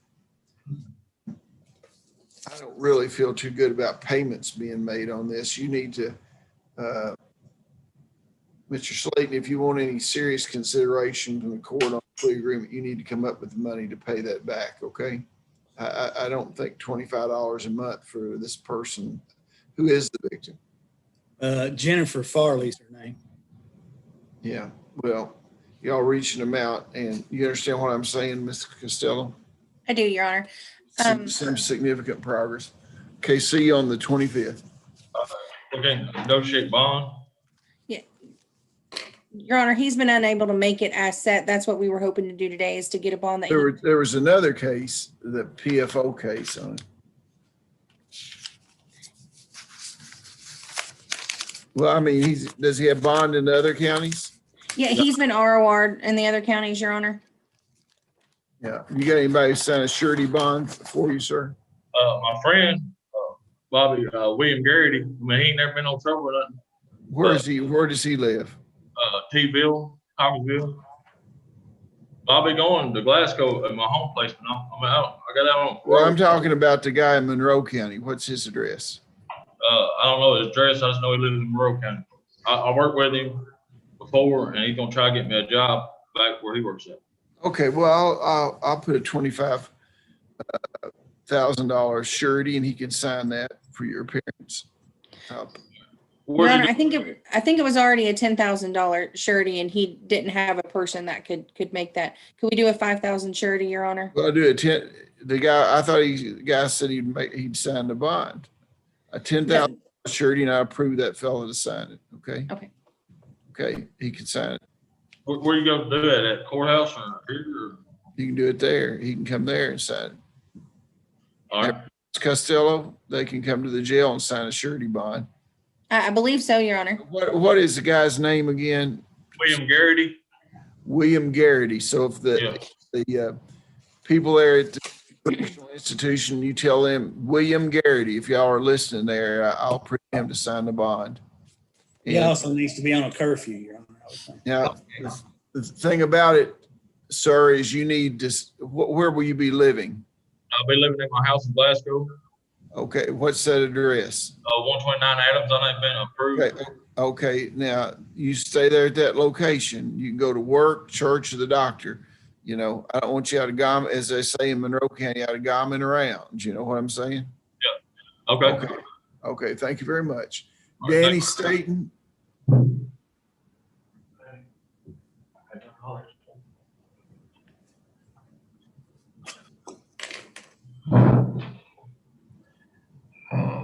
Commonwealth versus Danny Staten, 20 CR 0020. You're Danny Staten. Yes, sir. 1959, last four digits, social security number 7826, correct? Yes, sir. Okay, what do we have here today, Mr. Stockton? We're just waiting to get a trial date on Mr. Staten whenever we can, Your Honor. That's correct, Your Honor. We'll need a trial date. I don't know when we'll be able to do that, but we'll need a trial date. Well, I'm going to start setting trial dates on February the 25th. Okay. You know, we'll know a little bit more about the trends and the vaccinations and where there's any other orders. So we'll probably start setting trial dates for June, maybe May.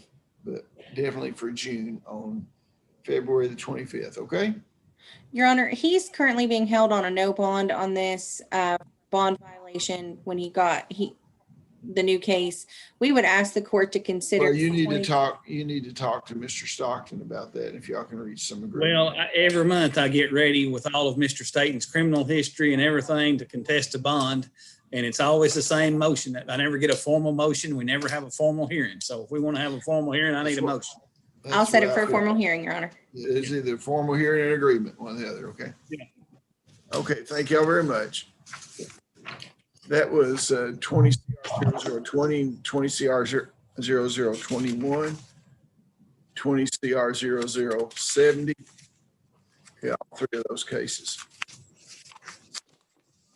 February 25th. Mitchell York, Commonwealth versus Mitchell York, 20 CR 0059. Are you Mitchell York? Yes, sir. Okay. Were you born in 1981?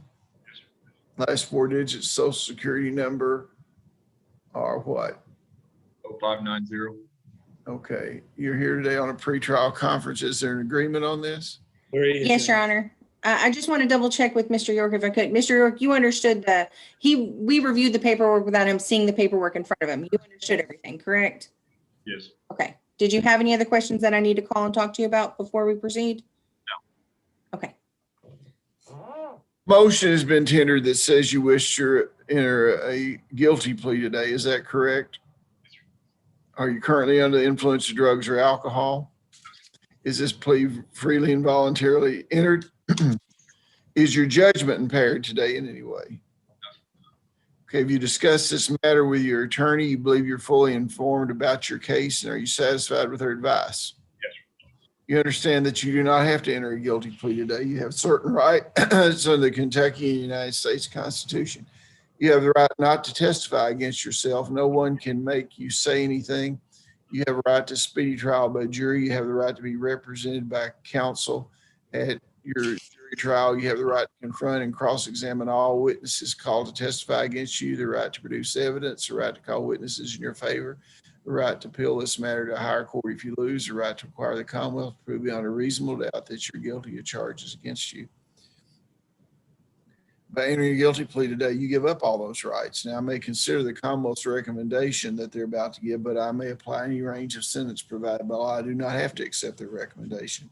Prior to accepting your recommendation, I will await the pre-sentence investigation report done by probation and parole.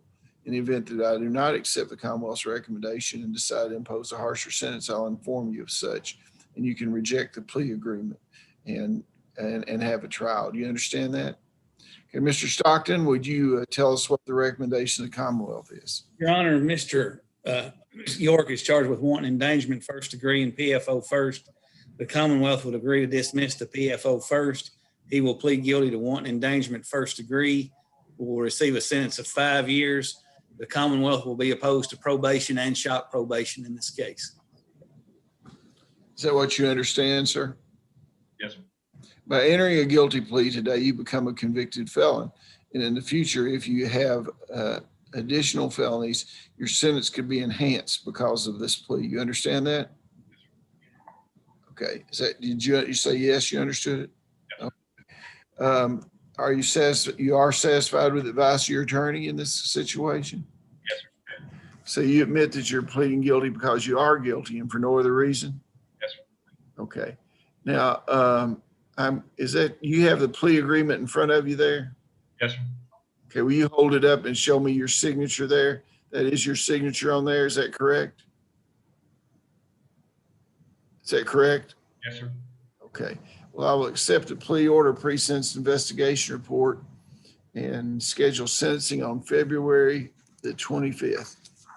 And I forgot to advise that the plea also contains he'll pay court costs at the discretion of the court.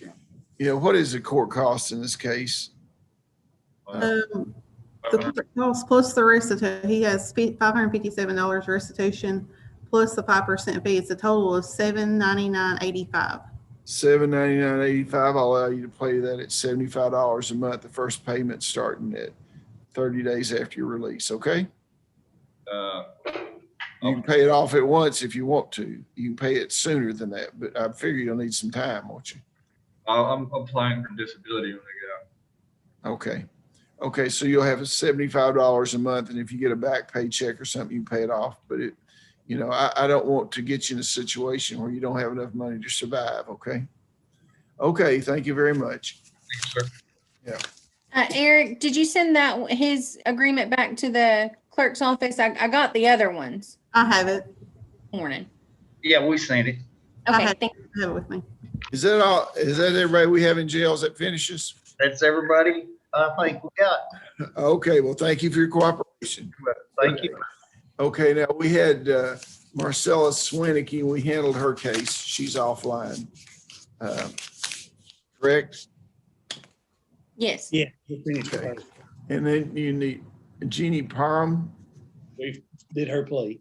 We did her plea. Is that it? Is that the criminal dockets or anything else? I don't know why Mr. Hurt's on here. Is he got a case that we don't know Well, about? he's wanting to watch. It's open. Okay. He's getting I'm just here to watch and learn, Mr. Stockton. Yeah. Well, I don't know whether y'all depend on us to learn. Maybe y'all I've got, do something. I've got civil stuff after a while. Nothing more Okay. than hold you All up. right. All right. Okay. Okay. Well, that concludes what time do we start the civil docket? 5 minutes. 11:30. 11:30. Okay. So we're on break till 11:30. Ms. Costello, thank you very much. Thank you, Your Honor. You have a good day.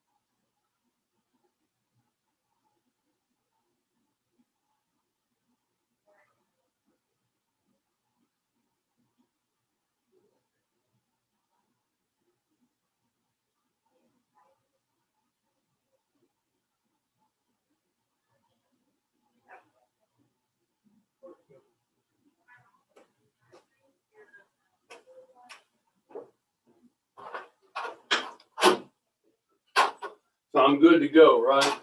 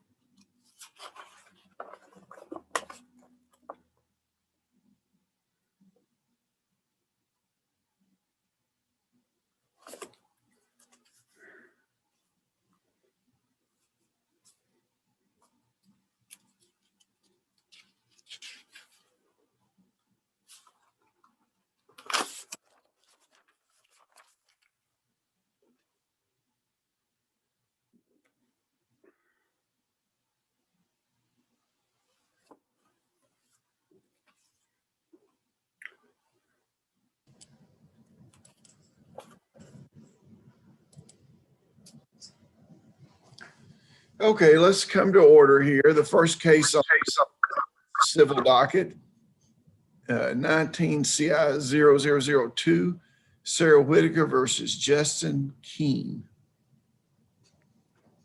Who's appearing?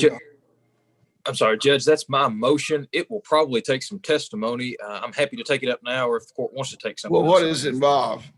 Judge, this is is Miss Whitaker, is Miss Sawyer, she's on the other side. Is she? Okay, she's on there. Yes, Your Honor, I am here. However, my client we're having some technical difficulties and she is appearing by phone and I need to make sure she can hear what's being said.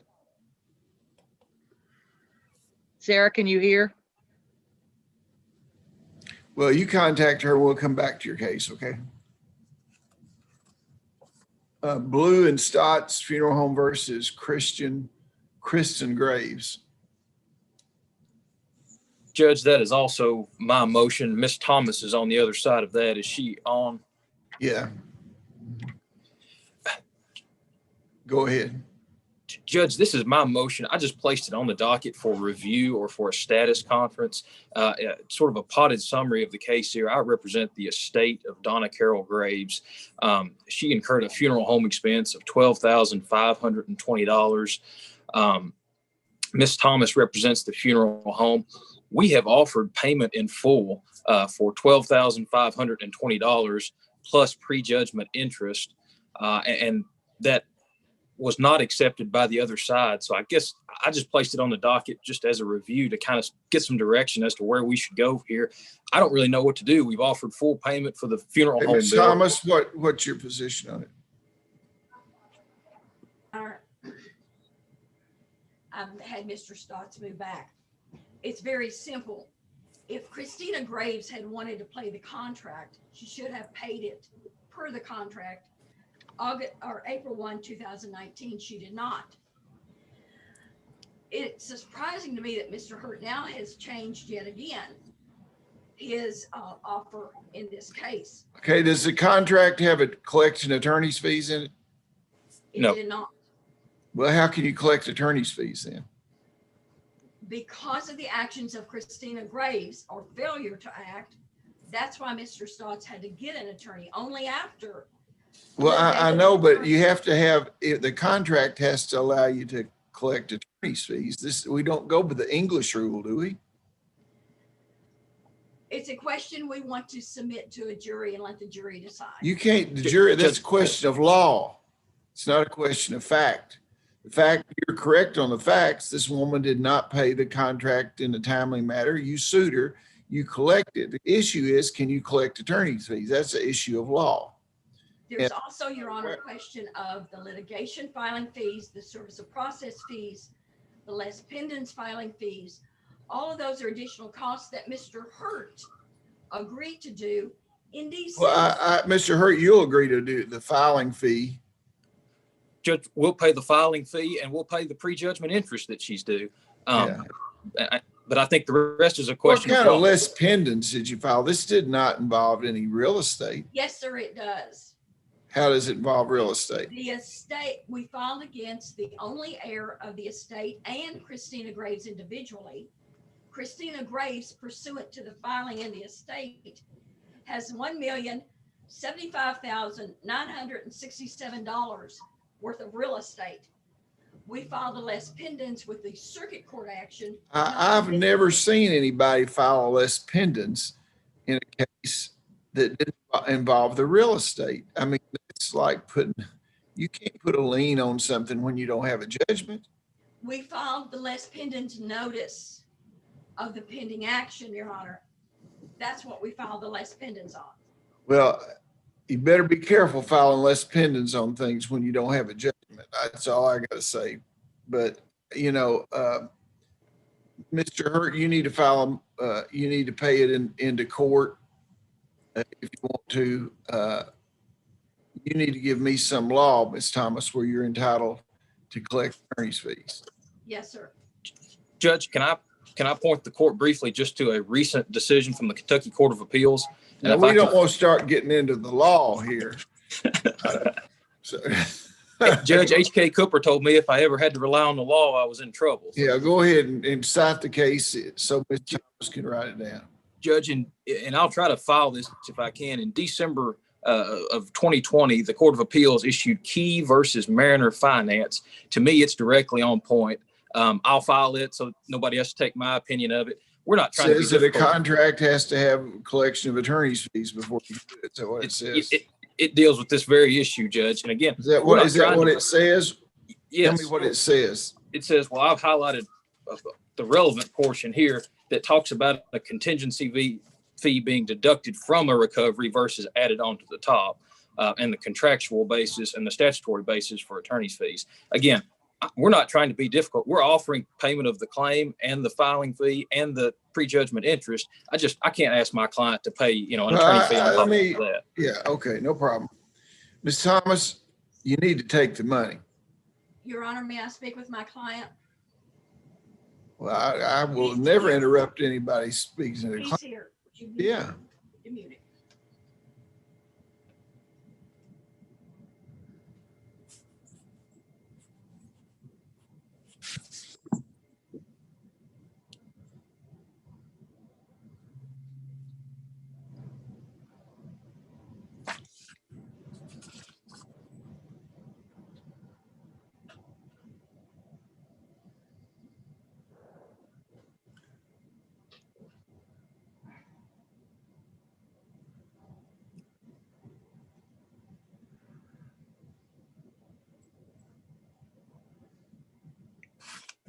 Can you hear me now?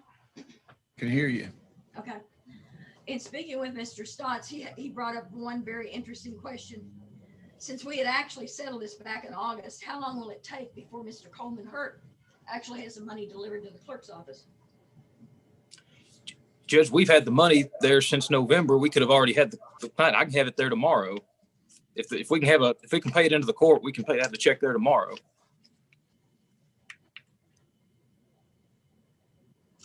That's fine. Get the check in. Well, what are you going to do about your attorney's fees? You going to give me law? I can, Your Honor, but. I mean, are you willing to, are you and your clients there? He's going to get paid in full plus the filing fee. And service of process fee. Cost to serve and cost of service of process. Those are recoverable. Okay. I believe any less pendants is recoverable. If you give me some law on what you can file less pendants on, you file a claim with the estate, and that pretty much protects you there. But you can't file less pendants on real estate on trying to collect a judgment. He had already filed the claim in the estate, Your Honor. Well, okay, that's fine. Okay. So if you want me to, I'll be more than happy to go ahead and provide law on the attorney's fees. But well, here's the thing about it. Here's the thing about it, Ms. Thomas. I really don't understand why Mr. Hurt should pay any money in if you're still going to try to litigate the attorney's fees. He's willing to offer in settlement. What? Fees. Okay, you're waiving the attorney fees? Yes, sir, I will. Okay, well, this settles the case. And Mr. Hurt, you give them that check by the end of business tomorrow. Okay. Thank you, Judge. Thomas, you want that check made out to you and just delivered to you, or do you want it paid into court? Make it to Blue and Stott's Funeral Home. Okay, that'll be fine. He'll deliver it out there. Thank y'all very much. Thank you. Thank you, Judge. Yeah.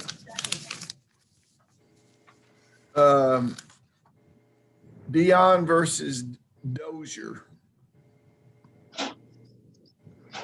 Who has that case?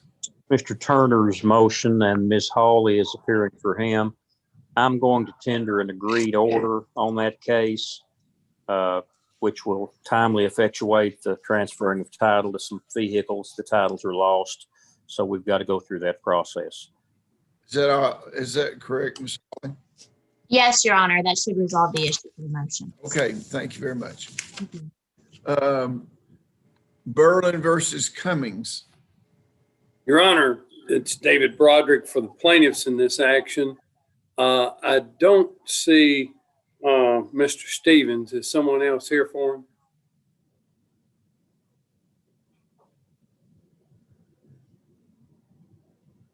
I don't understand that. Mr. Hurt, you want to turn your camera off?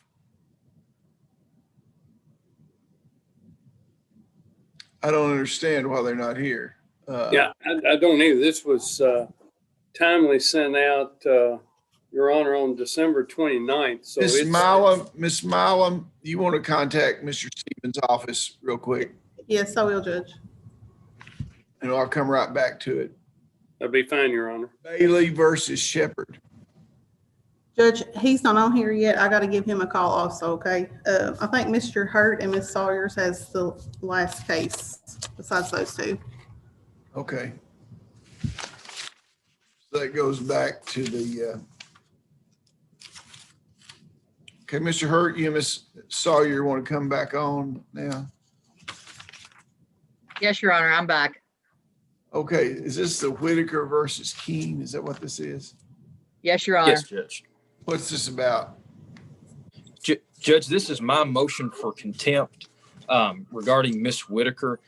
She withheld the child starting, this is an old custody case, and I'll start out by saying Ms. Sawyers and I have been battling back and forth through no fault of anybody's because we've not been able to have a hearing on this. But the issue that's before the court today, they have an exchange schedule that's previously court ordered. At the end of December, Ms. Whitaker did not return the child. After asking, we were notified that it was because of COVID and waiting test results. We requested multiple times for confirmation, either that the child was tested, either that it was the child was positive, some type of directive from the health department that she be quarantined. This morning, we finally got one test that says the test was conducted. I've seen this for the first time this morning, conducted on the 29th and reported on the 31st of December. Now it's handwritten at the bottom of that test. Mother became aware on January 15th. I don't know who handwrote that on the test, but who had the COVID?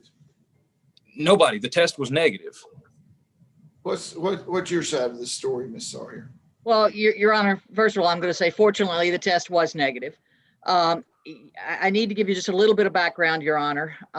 You know, Mr. Hurt acts as though my client. I just want the background. Mr. Okay. Hurt's an advocate. I don't. Okay. So, And Mr. Keene withheld the child from my client from October the 18th until December the 6th, claiming COVID in his household, claiming, so that's a 3-week period on her time. They alternate weeks. 3-week period that my client didn't have the child. We didn't file a motion for contempt. We had a hearing scheduled before the Domestic Relations Commissioner that was supposed to happen on January the 12th. And my thought was we would make up that missed parenting time that my client had. We would, address that issue with the DRC rather than filing a motion for contempt. Fortunately, the child did not have COVID when she was tested, either during the period of time she was with Mr. Keene, nor during the period of time that she's been with my client. were there people in the either household that had it? In Mr. Keene's household, yes. Yes. Okay. It's my understanding, yes. And not only is it my understanding, yes, but it's my understanding he actually took the child into the household knowing that he had someone positive. But, my client will testify or can testify that she had the child tested. She went to Dr. Loy's office to get the test ordered. She went to the Albany Medical Center to have the test done. Why did she have the child tested? Because she and her boyfriend were feeling crappy, pardon the expression, and they were afraid they had COVID. They were tested, and the doctor recommended that they have the whole family tested. So that's why she had the child tested on December the 29th, I believe. Well, what I've never understood, and of course, everything's COVID's fault, all these cases. We had one yesterday where someone had taken a child down into Tennessee and was keeping the child down there because the mother had COVID, she said. And she wanted to quarantine the child with her who did not have COVID. So her argument was that she was keeping it in a household where she had COVID. I didn't understand what the purpose of the quarantine is. Why you want to quarantine someone in place where the COVID is there. If they don't have the COVID, it would appear to me they'd be better off getting out of there and going to the location that somebody doesn't have the COVID. One would think, Your Honor. One would think that. So I don't know where everything's COVID now. I will tell you this, that I'm not going to hear this today, but I'm going to schedule a special day, and somebody is going to start going to jail in this case I don't know whether it's one side, I don't know whether it's the other, but I'm not going to spend the court's time forever knitting and knacking because these people cannot get along with each other. And I know both of you attorneys are given the best information that was provided to you. And that's the reason we take testimony, because you shouldn't be put in a place where you have to depend upon exactly with certainty what your clients tell you, because everybody's got a different opinion about this. So I want you to give some dates that are available. And both of you can call in this afternoon and talk to my staff attorney, get some dates that are available, and we'll have a hearing on this very soon. Your Honor, may I ask, we're still waiting on the full hearing with the Domestic Relations Commission. I'm going to do the full hearing. You're going to, okay. That was my question. That's the reason I'm scheduling it for a different date. Okay. Every piece of dirt these people have to say on each other and everything like that. And then we're going to issue an order that people are going to comply with. Thank you, Your Honor. Judge, Okay. can we agree on the record that the party not having physical custody can get some type of phone contact? He went 30 days without even being allowed to talk to his child after multiple. I don't think that's good for the child. Can we just agree on the record that reasonable phone contact is permissible? Well, Your Honor, for the record, but the same thing happened to my client from. well, that's so you do it back. That happens to your client, you do it back. That helps things, So let's agree I on. understand, Your Honor. Let's agree on the record. You agree, Ms. Sawyers? You agree, Mr. Hurt? Your clients. Yes. Reasonable phone contact. And I'm going to tell you, both your clients need to know that when this testimony comes up, he did it, she did it, I did it back, is not going to put them in very good stead with me. It's time they start thinking about the child. How old is the child? 8, 12. I think, Your Honor. What? 12? 12. Time. Okay. So you're having a good time. It does, Your Honor. Case started. It does, Okay, Your Honor. well, a 12-year-old starts noticing how people treat each other, and unfortunately in life, they replicate that. And both these lawyers know that. Okay, so if the clients can hear this, you need to straighten the act up and let's get on a new path. Okay, thank y'all very much. Thank you, Your Honor. Call Ms. Thompson this afternoon. That's all I have, Judge. Okay, thank you. Thank you. That's all I had, Your Honor, as well. Sure. Okay, welcome, Mr. Stevens. Glad you could join us. Thank you, Your Honor. Okay, we have the Berlin versus Cummings thing here. And I read your motion, Mr. Broderick, and I just tell you where I am on this case. When I had you guys previously on here, I made a ruling without hearing any facts, and I thought everybody kind of acquiesced to that. I thought everyone was kind of in agreement, the difference between the personal property and the real property. Now, I didn't know anything about there being a payable on death account. That wasn't really, I really wasn't there. So I've looked at the payable on death account and have decided that I can't determine by looking at what the POD law is. It's rather confusing to me. I think a lot of ifs, ands, and buts and factual situations about when the account was created and whether it looks like the case law kind of indicates that the law favors any kind of transfer, anything being a fraud on the widow.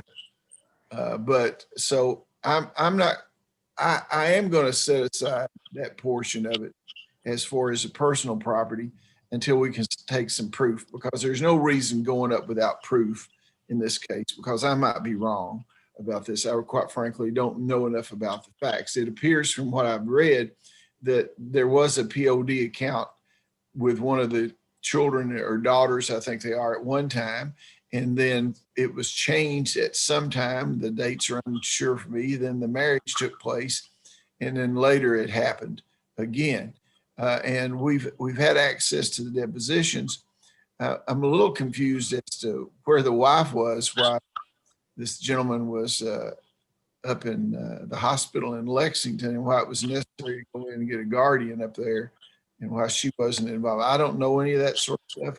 So rather than rely upon the depositions, I would like for y'all to get with Ms. Thompson this afternoon. Unless you'd rather do it by deposition. I'd rather do it live, Your Honor. That's fine with me. I think it would be quicker. Okay, and we'll just go ahead and set that real soon. It's good, you know, as soon as y'all can get the parties together. How many witnesses, Mr. Broderick, do you anticipate you'll call? Your Honor, of course, I have 3 sisters, the Yeah. 3 children of the deceased. And they can all be on Zoom. You know? Yes, sir. And I would probably have 1 other witness besides them. Okay, and how about you, Mr. Stevens? 2, maybe 3 witnesses total. Okay, well, Ms. Thompson is on the line and she will take that in consideration. And how far out do y'all want to schedule this? 2 weeks? You need a couple of weeks, or you want to do it? That's fine. That's fine with me, Your Honor. Ms. Thompson, let's do it week after next, okay? Early in the week, maybe on Tuesday or something like that. Okay. And if y'all got your calendars, we can just look at that date. Judge, I can't do Tuesdays due to Judge Castillo requesting my appearance every Yeah. Tuesday. What about Wednesday? The 10th. Megan, do we have the 10th open? Yes, we do. Mr. Broderick, the 10th at 10, okay? That'll be fine. Thank you, Your Honor. 10th at 10. Thank y'all very much. Judge, you want us in our offices Zoomed, or is that You correct? can have all of them Zoomed if you want to. Everybody can appear from wherever they want to.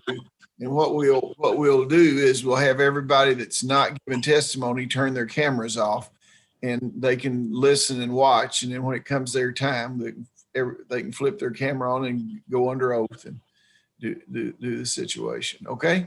Okay. Thank you. Thank y'all very much. Now, I think I have one other case on the docket. Mr. Stevens, are you in the next case? I do not believe so.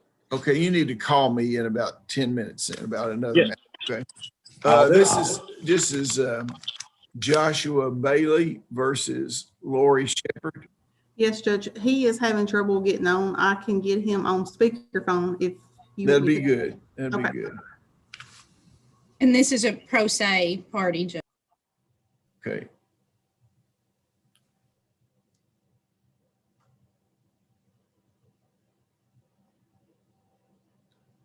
Who is the attorney in this? There isn't one, it's pro se. On either side? It's a motion for a default decree of dissolution. Okay. Okay, Judge, I've got him on the phone here. Okay, you've got Joshua Bailey. Josh, talk to the judge, okay? Can you hear me? Yeah, I hear you. Okay, Mr. Bailey, you're on the line. What do you have to say? What did he say? I'm sorry. I said, you're on the line, you're on the record. What do you have to say in your case, Mr. Bailey? Oh yeah, I was going to see about my divorce. Okay, Ms. Thompson, what do we have? It's a motion for a default decree. What, do you have the file? Jessica does. I have the file in here, Judge. Was Ms. Shepherd properly served? Josh had sent Secretary of State and that came back unclaimed. And then we sent certified mail to her and we got that back and it was just signed with initials. I have a copy of that here. Where did she, what was her address? Where did she live? It's in Arkansas. Okay, is there any property involved in this, Mr. Bailey? Say that again. I'm sorry, Your Honor. Is there any property involved in this case? Any real estate, personal property? No, sir. We didn't have no property together. Okay, and were there any children involved in this? I'm sorry, Your Honor. You say it again. Are there any children involved in this? Was there any children involved? Oh, no, sir. Okay, well, what I'm going to do is I'm going to go ahead and enter a decree of divorce. Can you hear me? Can Why you hear? can't you hear me, Jessica? What's the problem? I don't know. I'm sorry. He said he could hear you.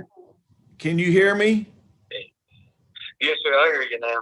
Okay, what I'm going to do is enter a decree of divorce, send it to the last known address of your wife, and give her 30 days to file any motions about whether she has any claim for any property or anything. And then at the end of 30 days, I'll enter a supplemental thing like that. But so you'll be legally divorced, and any property issues will be reserved, and give her an opportunity to respond within 30 days. Okay? Yes, sir, I appreciate that. Okay, take it easily. Is there any other matter come before the Cumberland Circuit Court? If not, we'll stand adjourned.